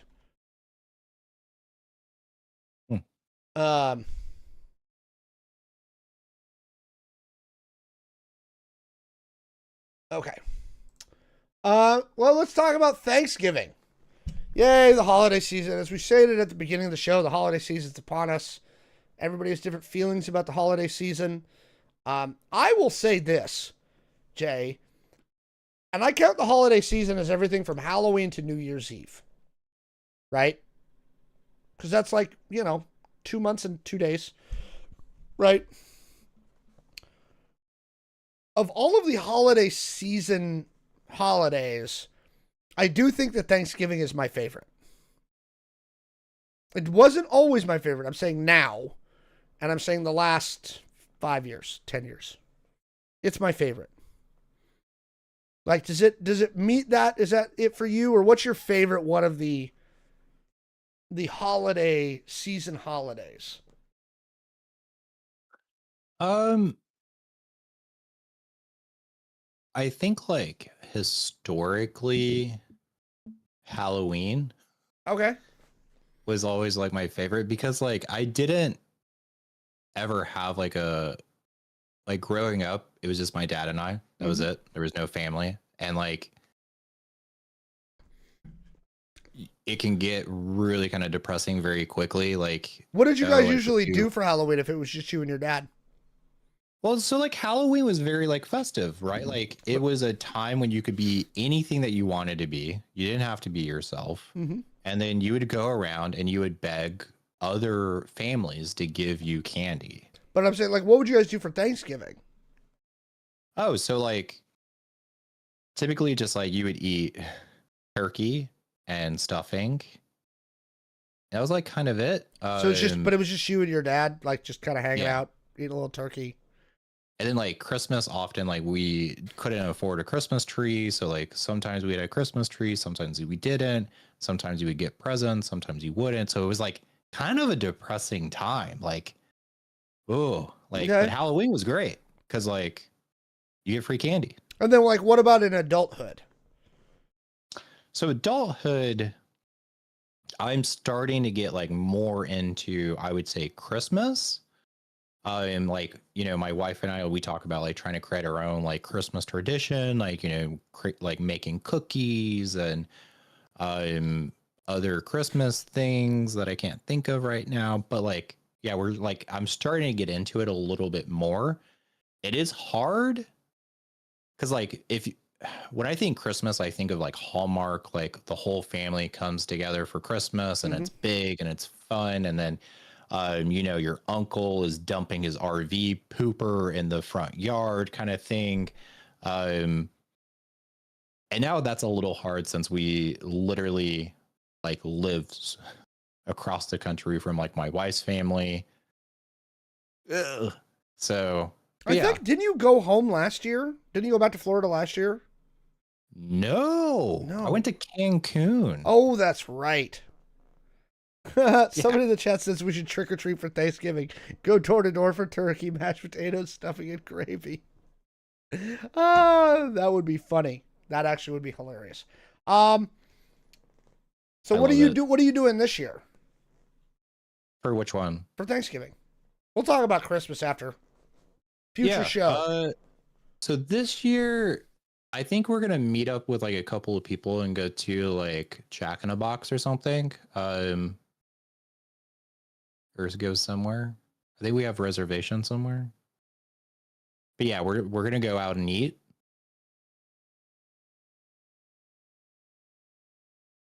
What are you doing? I'm doing the same thing. So I'll say this. So about a decade ago, a little more, yeah, we didn't want to, my wife and I, you know how it is, we were trying to split the holidays with family, right? Like, okay, whose family we're spending this Thanksgiving with, who's with that? So we always said Thanksgiving is the holiday we don't spend with family, right?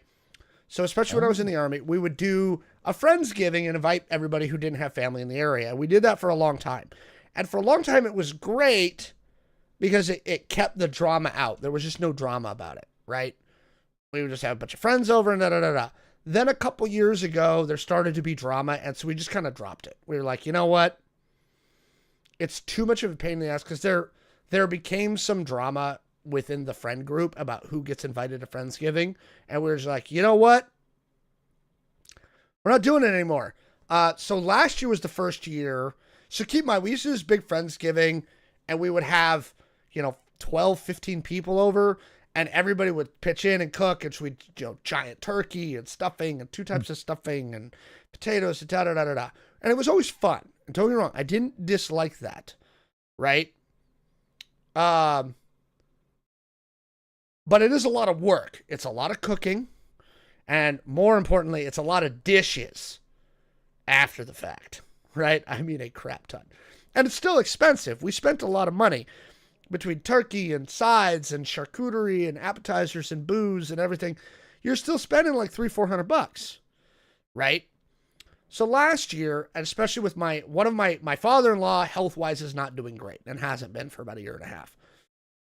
So trying to get them involved, and we started because he's not doing great health-wise. We don't know how long we've got to like hang out with him, and he's dope. So last year, I was poking around a couple weeks before Thanksgiving. I was like, you know what? What restaurants are open? And we went out to dinner last year at Fogo de Chao, right? And you know what? It was so relaxing. It was still fairly expensive. It's like $85 a head, right? And they do prefix menus and da-da-da-da. But I was like, dude, we went to dinner. I sat, I ate, I went home, and you know what I didn't have to do for the next 2 days? Clean the fucking house. Yeah. And so this is the second year and actually we have another couple joining us, or somebody else who knows my in-laws joining us to go see my in-laws. And again, he's not in great health. So we're having to drive up there because he can't ride very far. But yeah, I made reservations. I'm going out to dinner again. Maybe in a few years we'll go back to doing like a big thing at home, but I'll tell you, it's nice going out to dinner and not having to come home and clean. Yeah. Because you generate a lot of fucking dishes at Thanksgiving. This is not a one-pot meal kind of day. Right.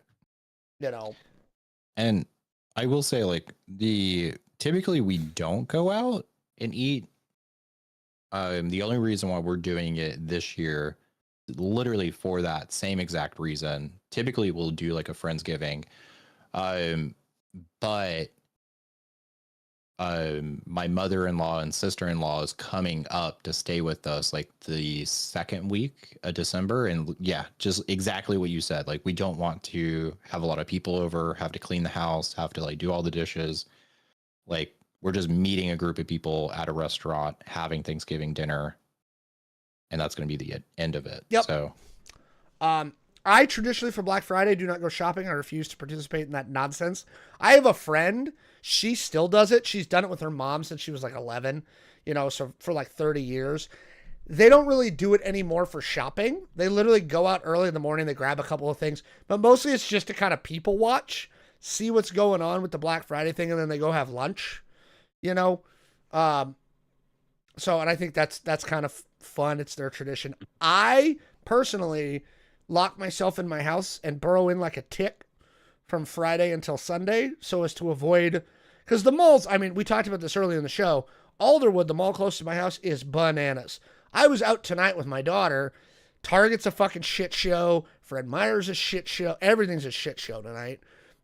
It's going to be a shit show Friday through Sunday. So I stay home, play video games, and binge out on food. And like you said at the beginning of the show, I'm going to try and get fat.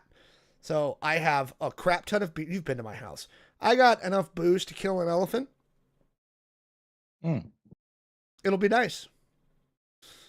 I'm just gonna eat, drink, and play video games. Like, I'm still working on Final Fantasy Tactics. Like, I'm burrowing in for the weekend, man. I might go see a movie on Sunday. Now that I'm thinking about it, because I still want to see Running Man and Predator Badlands. So, what about for the rest of the weekend for you? Homework. I think I'm bought. So, why would you say that? I reminded you. So yeah, I do have a final. I have to take a 2.5 hour final, and then I have a final project that it's actually like a marketing. I have to. God, this is so funny. I have to pretend to be like a marketing agency, and I like picked a company, and I like analyzed all of their like marketing material, and then focused on a segment that I think they're like missing. And like how to like create. And you're doing a pitch. Yeah, and a big part of that's PR, going back, circling way back to Sydney. I'm just kidding, but yeah. So I have to like do a video pitch thing for that.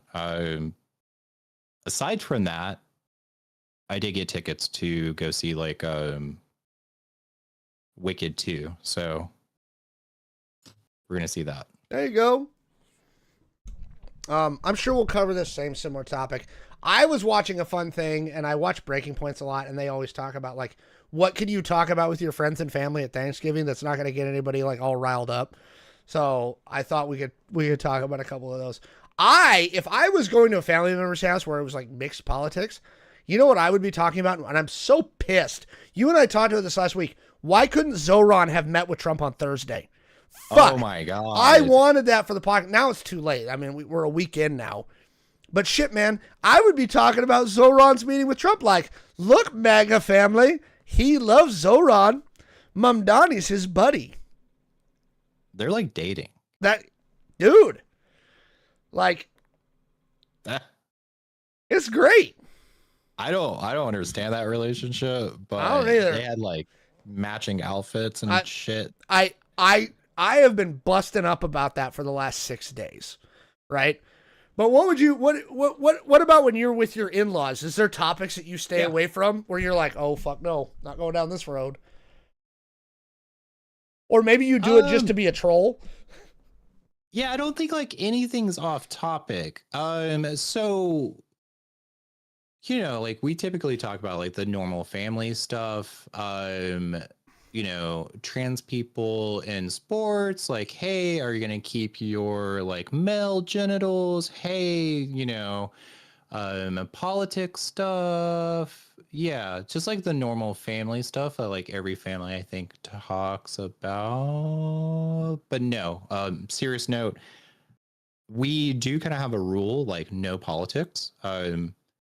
I do have an in-law that is a pretty big Trump supporter, diehard Trump supporter, like chosen by God kind of thing. And she loves to watch Fox News when she stays with us. I let them have that, but then it's like when they start to try to talk about it, it's like, nope, no politics. We don't talk about politics. Nope. You don't talk about your politics. I don't want to talk about my politics. We can coexist. So, yeah. I like chat here. Find someone who looks at you the way Trump looks at Mamdani. Oh, God.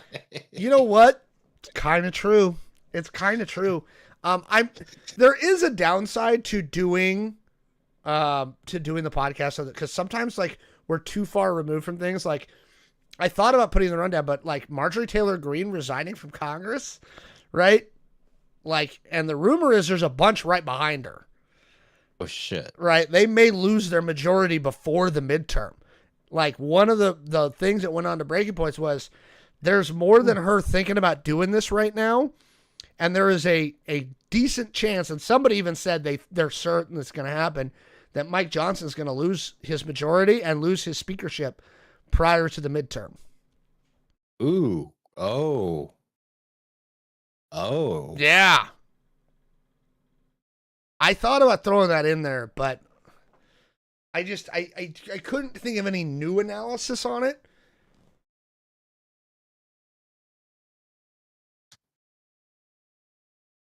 I mean, do you have any thoughts on that?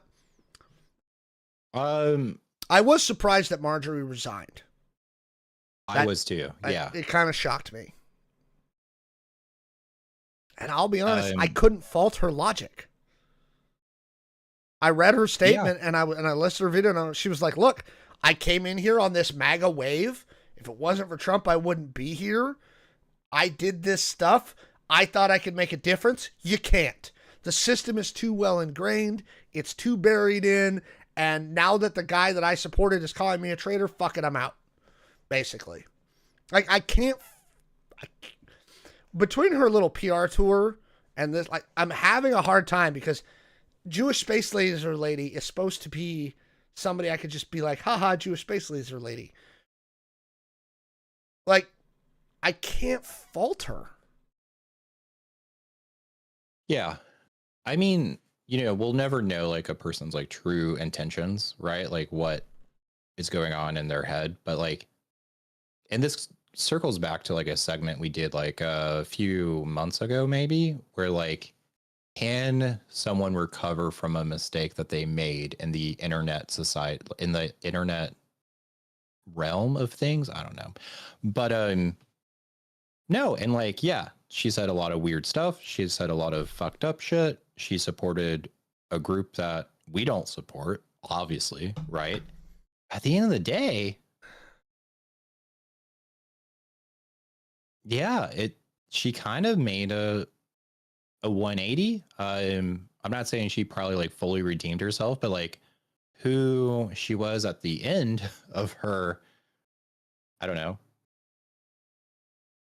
political career, like can't really fault her. Like, so kind of good for her for standing up for her values. If that's what she's actually doing, good. Yeah, I don't know.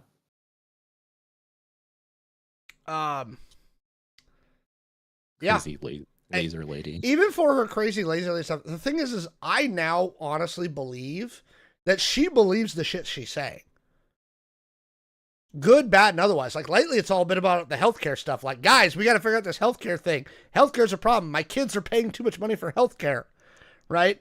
I really believe that whether it's Jewish space lasers or healthcare, I think she really, I think she's a true believer.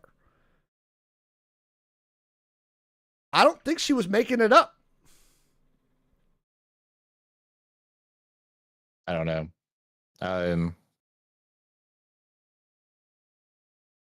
Yeah. I don't know. Dog Dad did ask a question, and I did see what Jasmine Crockett said about it. And Jasmine Crockett's not wrong, and I like Jasmine Crockett. She's like, you couldn't take the heat for a few days. Imagine how we feel being on Trump's enemy list all the time. And she's not wrong, but I don't think it in this particular case adds anything to this particular discourse about MTG resigning and kind of where the state of the Republican Party is. If they get 2 or 3 more resignations by mid-January, they're toast. They're fucking toast. They've lost the majority.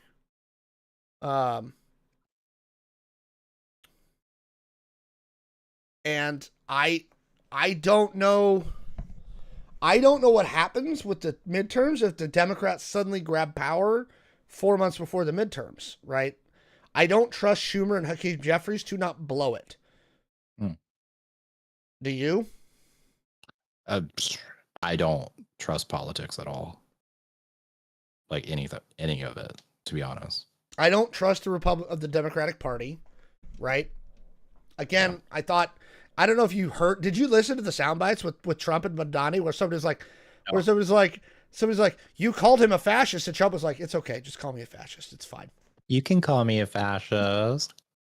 I was like, Trump was literally jumping in to save Mamdani, right? I was like, What is happening? And again, they were much like the SYDNEY SWEENEY PR thing, they were teeing up, right-wing journalists were teeing up Trump to go, right? They were like, would you feel safe living in New York with Mayor Mamdani, President Trump? And he was like, absolutely. Why not?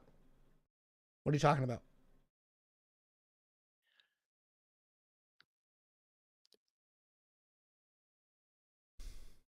Yeah, I really like do not know what the fuck happened. Like watching that, I was like, are they dating?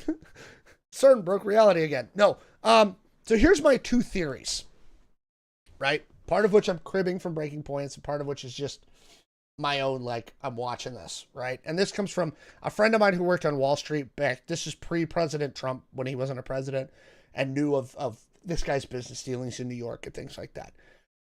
The two things that you got to remember about Donald J. Trump.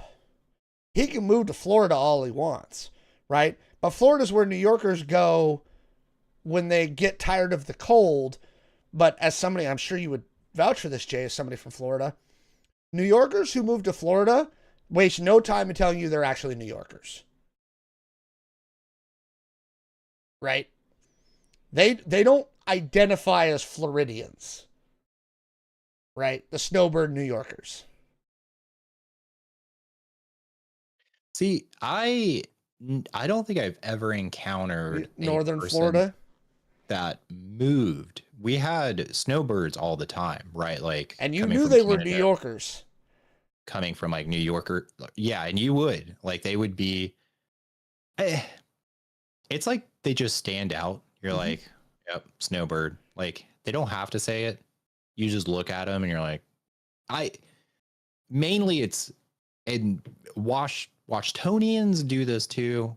If you wear socks and your sandals to Florida instead of just wearing flip-flops, you're going to stick out like a sore thumb. Like everyone's going to be like, nope, not a local. So again, Donald J. Trump is a born, raised, dyed in the wool, deep in his blood. The guy's a New Yorker. He is a New Yorker, right? He just is, right? He was born in New York. He grew up in New York. He lived his whole life in New York. He made his fortune in New York, right? He is a New Yorker. And I think that deep down, much like many people with their hometown, I think, and much like a lot of New Yorkers I know, I think that deep down, Donald Trump loves New York, right? There were all those stories at the end of his last presidency, how pissed off Jared and Ivanka were that they weren't being allowed kind of back into New York society because everybody was pissed at him for President Trump's first term. I think that at the end of the day, that guy, he loves New York. New York is his home, right? And I think that at a certain level, he really does want New York to be he wants New York to be great, right? The other thing that you can say definitively about Donald Trump is the one thing he respects more than anything else is winning, right? And Mamdani came from 1% in the polls. Nobody knew who the hell he was against both political machines, Republican and Democrat, right? And he beat them both, right? And he became the mayor of a city that is larger than many states, right? I saw a bunch of things like, why is a mayor going to see the president, right? And it's like, dude, do you realize that New York has more people in it? And I just had to go look. New York has a larger population than 38 states. 38. Okay? The guy is essentially a governor. Yeah. Right?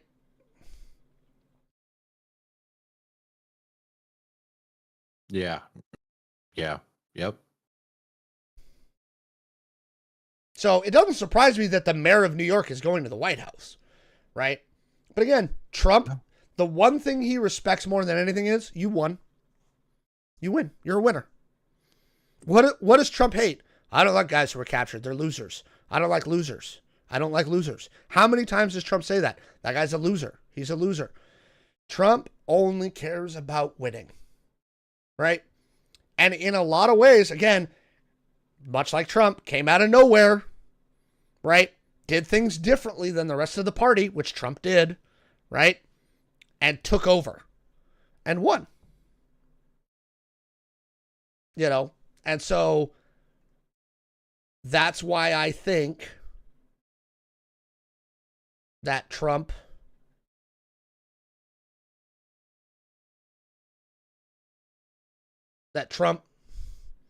likes Mamdani. Yeah, like I mean, that does make sense. It's just so weird to see Trump being all giddy with like. The other thing I've read is that Mamdani is genuinely, like his politics or not, he's genuinely a charming guy. Like when you meet with him in person. And I think that them having a meeting where there wasn't any press in the room, where they could just sit and do that, I think they, you know, again, I think it is what it is. I think it's funny. And again, it's made a great laugh. By the way, have you seen some of the MAGA reaction to it? No. Dude, there was some bad GOP cope last weekend. They were like, what is happening? You're not supposed, because like beforehand they were like, Mamdani's going to come see Trump and get schooled. He's going to get schooled. He's going to get schooled. And Trump's going to show him. And then he comes up there and Trump's like, this guy's great. That was the other one too, because Elisa Slotkin, you know, Trump's buddy, right, is running for governor of New York. And a bunch of her campaign stuff recently has been, Mamdani's a jihadist. He's an evil communist. And literally the Trump administration completely wiped out her campaign. They were like, because they went in and again, all these right-wing reporters were going to Trump, do you think he's a jihadist? And he was like, no. And so now, Elisa Slotkin, who's been going, Mamdani's a jihadist, elect me governor so I can put a check on Mamdani, right? And it's going to be like, what are you talking about? The leader of your party doesn't think he's a jihadist. Trump loves Mamdani. What's wrong with you? So, watch a bunch of classic Washington commercials, get Jay's reaction. It would be funny. Really what I would do if we were going to do that, this might be something that I pre-record if we try to do an in-person show.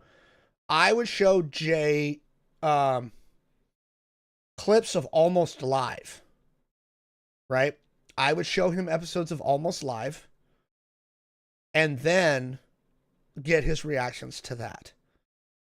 Was that the one with what's his name? There's a bunch of people in it. Is that the one with oh, my mind is blanking. He's gone. The science guy. Bill Nye, the science guy. Yeah, yes. Bill Nye. Bill Nye did start on Almost Live. I think you sent me a YouTube clip. Yeah. Well, like a YouTube page dedicated to like slowly uploading all of those episodes. And I did go down a rabbit hole one night and like watch a bunch. Back when Seattle had a real culture. Cops in Ballard.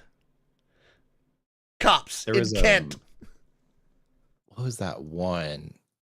It was like a, I think it was a press release where they were just like shitting on Redmond. Yeah. Yeah. Yeah. Yeah. Or Renton, either one. Yeah. Yeah. There's some classic stuff. This was back when Seattle had a really big culture. Seattle has lost a lot of that with how many transplants we have here now. I blame you for that, Jay. Yeah. Seattle really has. It's really lost a lot of what I used to love about it. We were mad at Bill Nye once. Now we're not mad after he apologized to my wife. Has Jess never told you that story? I think so, but like remind me. Like, I'm not going to do it on air. I'll tell you some other time. I can't do that one on air. You can't just tease the audience. Yeah, I can tease the audience. That's what I do. Prior to where she works with Jay now, my wife works with Jay at a biotech. We call it biotech, Jay? Where you guys work? Oh. Now? I was about to say something really bad, and I don't think I want to. Anyway, yeah. Yeah. Because it's a biomedical company. Before that, she worked in television. My wife did. For many years. For the local NBC affiliate in Seattle. That's where she was working when we met. And she really has a story there that most people like our age don't. She started in the mailroom, literally. Like her first job up here was in the mailroom of a television station, delivering the mail and sorting the mail. And she worked her way up from the mailroom. You know, she did production assistant stuff. She worked in their ad traffic department. She operated teleprompters for shows, right? She did on-air stuff when they made her, which used to be hilarious. Anytime they'd be like, hey, you're going to do on-air thing tomorrow, she would fucking lose her crap because she hated doing on-air stuff. She did double Dutch jump rope with the lead singer of Presidents of the United States of America.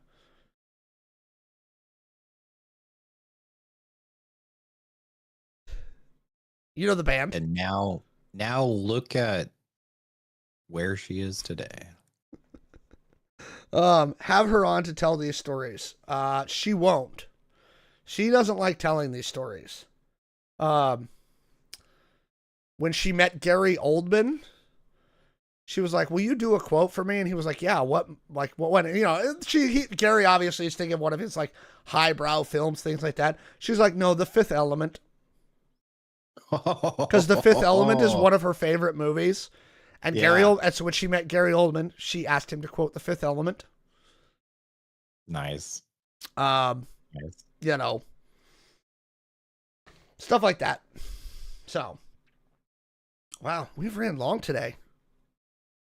We're so long. You know what? Again, we don't have work tomorrow. So, yay, no work tomorrow. Woo. All right, chat. There's actually still quite a few of you here. If there's anything you guys want to talk about, I'm out of rundown material for tonight. Again, we got Mumdani, we got MTG. Sometimes we just don't hit it in the right order. And so, timing-wise. Have you seen anything else this week, chat? Anything else this week, Jay?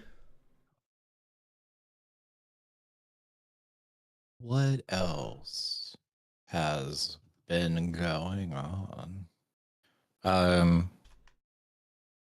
Oh, so I have a question. I saw an ad for this, and they said this is a Seattle tradition. All right. And again, I'm getting like the algorithm feed, right? So like have to take this with a grain of salt. Sure. But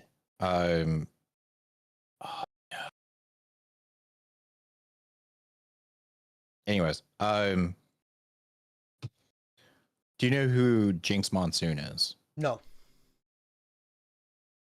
Okay. So it's probably gonna be a no.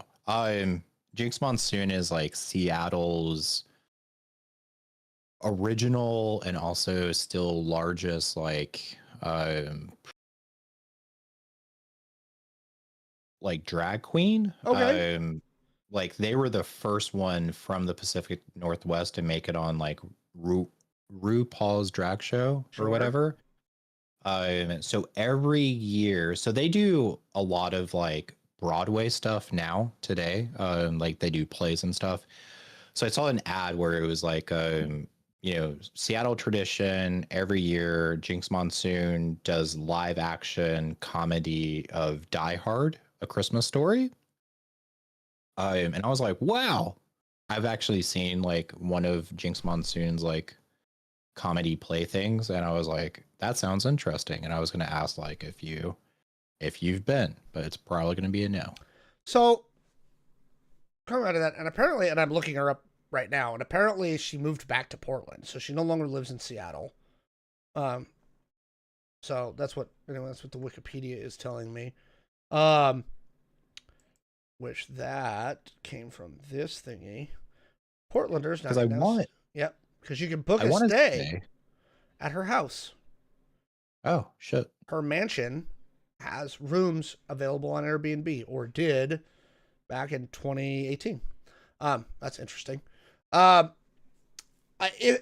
the thing. There's a lot of smaller communities in Seattle that, again, I'm guessing that kind of show doesn't, hold but like probably 150, 200 people.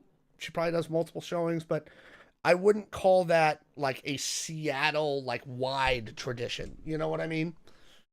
Like you'd have to think of traditions like all of Seattle does X. You know what I mean? Or participates. So it might be a tradition for her to do it up here, but I have not done that. Although chat likes it's not Christmas until Hans Gruber falls from Nakatomi Plaza. Agreed. Have I watched Derry the It Show? No, I haven't yet. It's not really my bag. Have you watched it, Jay? That Welcome to Derry show, the It prequel that they're doing on HBO? Oh, no, not yet. I do plan. It's not my bag.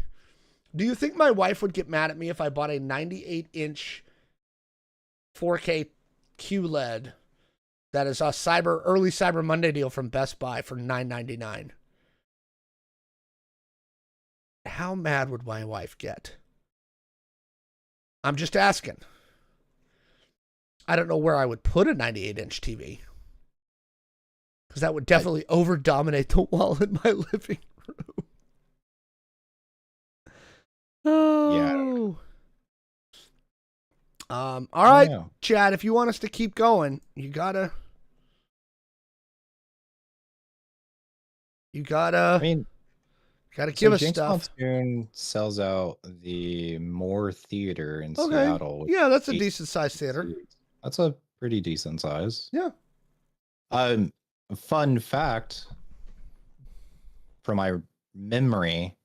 So because I watched a documentary on them. I want to say that she's originally from Portland, but when they started cross-dressing in like high school, I think she has like a family member that lived here in Seattle, and they would drive up from Portland to Seattle to stay with their, like, I want to say grandmother, and her grandmother would help her cross-dress, or like, I think it was originally cross-dressing, and then got into like the Seattle like drag show scene, then eventually moved to Seattle where she became like a drag queen for a while. And like, yeah, I guess she moved back to Portland at some point, but like, that's something I find interesting, that like they escaped Portland, right? Like they left Portland to come to Seattle to like do drag. And I'm guessing it around that time, because again, Seattle's LGBTQ community, like there was definitive gayborhoods back then, right? Like the culture was a lot more defined in that era, right? There were distinct gayborhoods in the, I would say, all the way until about 2009, right? So there was a lot of that back then, that if you were trying to find community in that era, the 90s, which I'm guessing is when she moved up here, right? Then you can come to Seattle and you knew where to go. You know what I mean? Yeah. Like it was more definitive then. Now I'm not aware of anywhere that I would call a true, like, again, I'm using the old colloquialism, a gayborhood anymore in Seattle. Does that make sense? Yeah, that does make sense. And Seattle's nightlife, I don't, honestly, there's not much to it anymore, right? There used to be a distinct nightlife in Seattle, and I can't say that there really is one to speak of anymore. I see a lot of people complaining about it. You know. Do you have any, somebody in the chat's asked, do you have any holiday traditions? Like they said their family watches Christmas Vacation after Thanksgiving dinner. Is there any, do you have like a favorite holiday special or something like that you watch every year? I do enjoy Nightmare on Elm Street. No, I'm kidding. Oh God. The National Lampoon's Christmas movie. What is that actually called?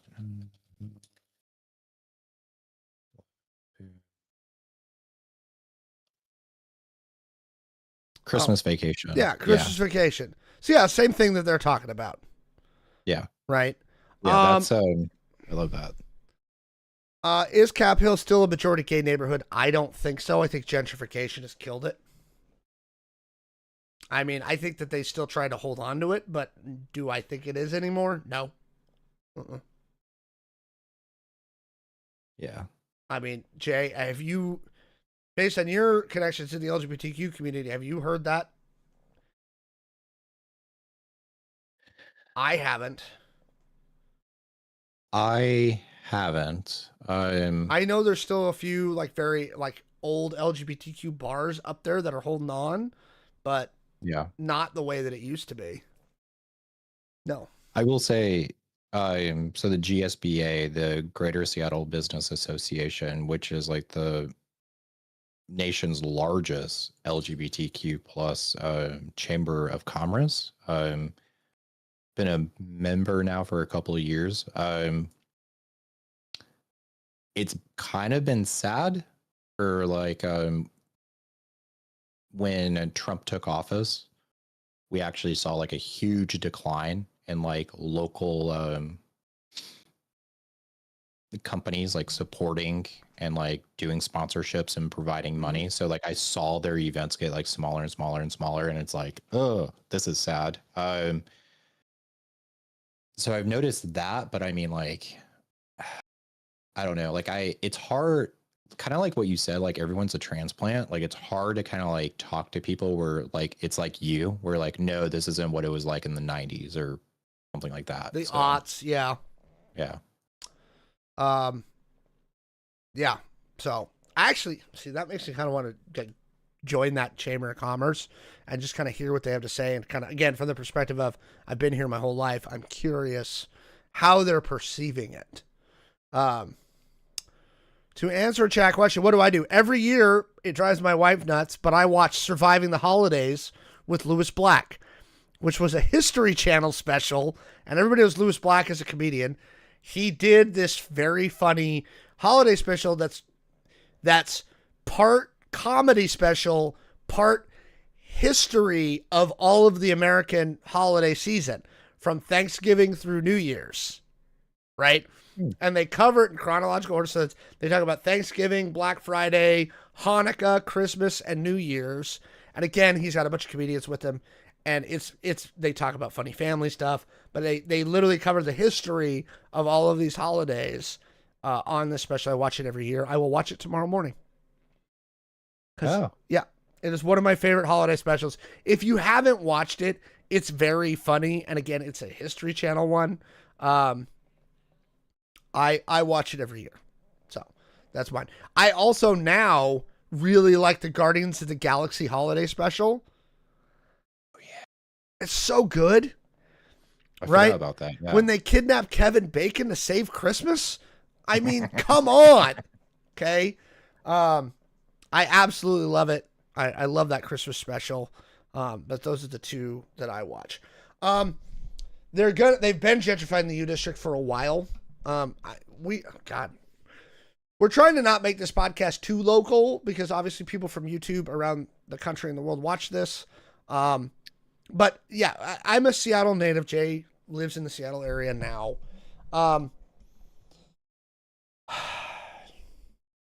The culture's not gone.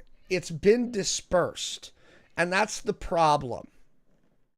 I was talking to one of my employees about this a few weeks ago because they were talking about like bad air. And I was like, there's always been shit areas in Seattle. There's always been dirt places, right? I miss them. I don't want my city to be sanitized and blah. I want it to be kind of dirty and kind of fucked up because that's where the fun comes in. You know what I mean? What happened was there used to be real clusters of certain like neighborhoods and like clubs and all this stuff.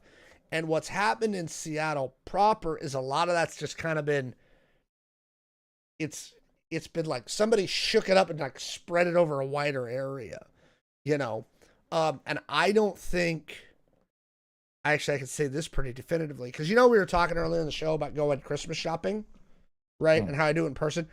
I used to do it every year downtown, specifically in downtown Seattle, right? I would go downtown and there was like like an 8 square block area where I would do all my Christmas shopping, right?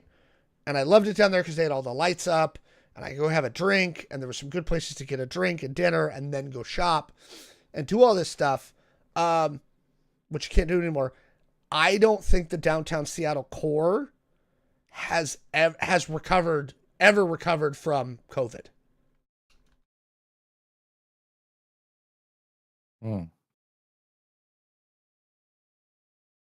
I think I can say that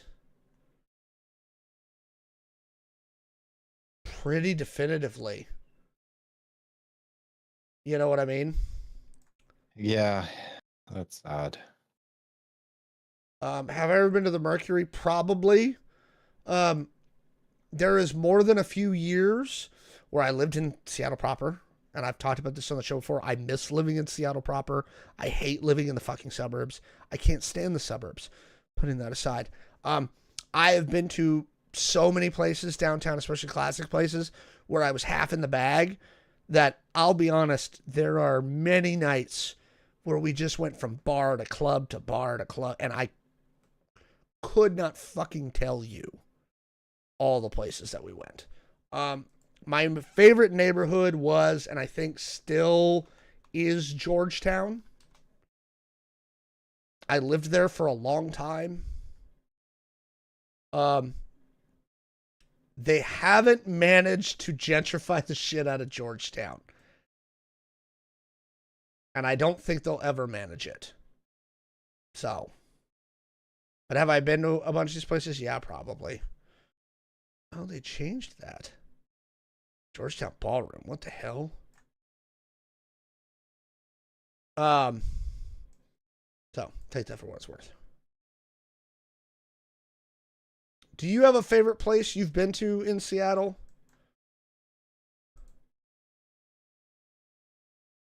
Yeah.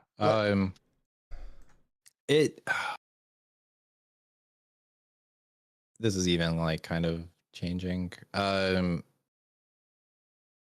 yeah, I really enjoy going to McMenamins in Seattle, and I know that's not like a Seattle exclusive thing; it's a chain. But like pre-gaming there, and then there's a really expensive but really cute, very small hole in the wall place, called Inside Passage. Okay. I love it. It's fun. Seattle. Like maybe you want to like share some images of this. So it's a kind of like a Kraken themed bar. All the drinks are like really themed. Like they'll have like drinks where like it's a treasure chest and you open it and there's like a skull and like smoke comes out. It is expensive, but it's just like really kind of cool. Like there's like a octopus kind of like hanging from the ceiling. Like, yeah, I don't know. But yeah, we would pregame at McMenamins, which is like just across the street. Go to Inside Passage. I used to always like going to also the Starbucks Reserve, but that has closed. So, rip. Nice. Jay, have you done the underground tour yet? I have not. I think we might be doing that in December when my mother-in-law and sister-in-law comes up. There's been a lot of talks. I know they're looking at dates. So I think we're doing that when they come up. So they are coming up in like 2 weeks from today. So yeah, hopefully this year we'll do it. It was a golf club. So Dog Dad, I was able to pull up their like social media for that club. And who, the Mercury? Yeah. Oh yeah, the Mercury's still open. So I will show you this. This is my like favorite 2-block spot in Seattle. Okay, so this place right here is called Fantagraphics, and they're a like bookstore and art gallery that also specializes in like really awesome graphic novels that are all indie shit, right? Okay. They're next door to the Georgetown Record Company, which is awesome, right? And it's literally like a hole in the wall, old brick building record company. When you go around the corner, some of my favorite places in Seattle is the 9 Pound Hammer, right? And you can tell what kind of place this was obviously taken during the day when they put the metal stuff over the front, right? There's a dope-ass little diner next door that has one of these signs, and this is how you know, where it just says bar, eat, okay? That's how you know what type of town you're in, with this kind of telephone pole with crap all over it. And then this place, Smarty Pants. I used to go to this place all the fucking time. All the time. And it has the best hangover breakfast in Seattle, right? This area right here, which is all like right outside of an industrial part of Seattle, this is where I used to hang out all the time. The Georgetown Liquor Company, which is a pretty cool bar with a vegan-only menu. So if you're like vegan, place to go. Get drunk, eat vegan food, but they also had a crap ton of retro video games, like old Nintendos and shit inside there. This place, Georgetown Pizza, they used to be called Stellar Pizza, but that place is dope. Where's the Squirrel Company? They may be closed now. Again, a lot of this shit died during COVID. Star Brass Works is pretty good. They have a good cheap burger. Fonda La Catrina, which is a great Mexican restaurant. My wife loves that fucking place. So this was my neighborhood. This is where I hung out in Seattle when I lived down here. It's my favorite part of town. And fortunately, they've managed to hold on to some of their thing. It's called Fantagraphics. And they are a bookstore and gallery. I will put a link in the chat. All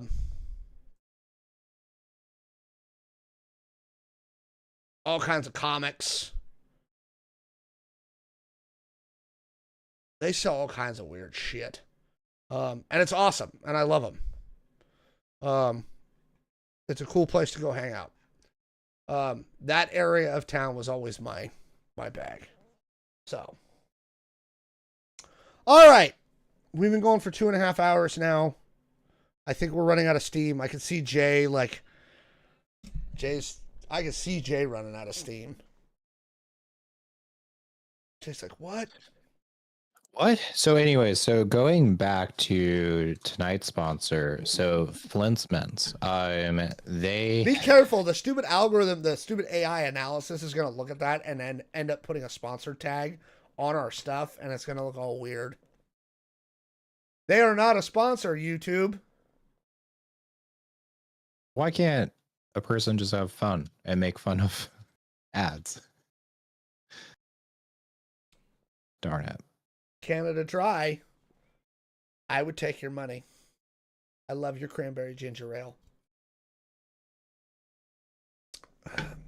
Caffeinate, okay. Jay. We're going to have to get Jay to fucking mainline an 8-ball. Jesus.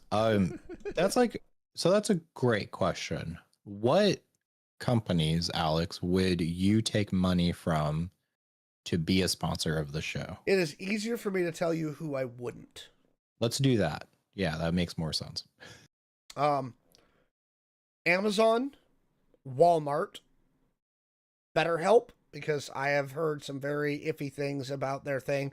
I think they've got a nice little mission, but I've heard iffy things about their counselors and their level of licensing for some of their counselors. So I would want to investigate them more, right?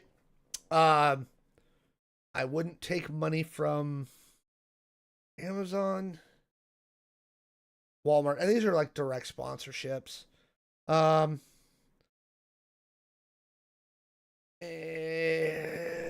Those are probably the first two. Hobby Lobby. Screw you, Hobby Lobby. Basically anybody who I would consider definitively unethical in the way that they are run. Right? I would take money from Costco. I think Costco is a well-run, ethically run company as much as you can run a company ethically. So I would take their money. That's off the top of my head. So interesting. Look, if somebody wants to sponsor us, I'll take the cash, guys. I could use it. We could do this full time. How awesome would that be? Here's an interesting question. Go. This one's for chat. If we came out with like merch, what would you guys be willing to pay for? Like t-shirts? I don't know. Posters? I don't know why that would be a thing. Calendar? I don't know. I have really no idea. I don't know, man. What would you pay for? What would make you guys give us money to do this full time? $30 a sweater. How about Dick's? Yeah, look, if Dick's Drive-In wanted to sponsor me, absolutely. Like if we got like local Ivers, Dick's, right? Not Starbucks, I wouldn't take their money. If one of the chains of bikini barista stands wanted to sponsor us, I'd take their money. I think we could swing that, actually. If you could figure out a way to swing it, man. You know. Yeah, man. If you could find a way to swing it, my friend. So. All right. I'd buy a t-shirt, a car sticker, maybe a hat. Yeah, merch is hard. I did it for the store. It's that's a whole other bag of kittens. It is something I would like to look at in the new year. But yeah. I don't know. So, you guys are going to have to let me know. All right, folks, but I think I'm going to call it there because I still got editing to do. And like descriptions to write and stuff. And even though I don't have to go to bed early, I'd like to get a jump on all that. So, Jay, say goodnight to the nice, lovely folks. Good night, everyone. Good night. Everybody, have a good Thanksgiving. Try not to smack anybody over the head on Black Friday. And we will see you next Thursday. Bye. Bye.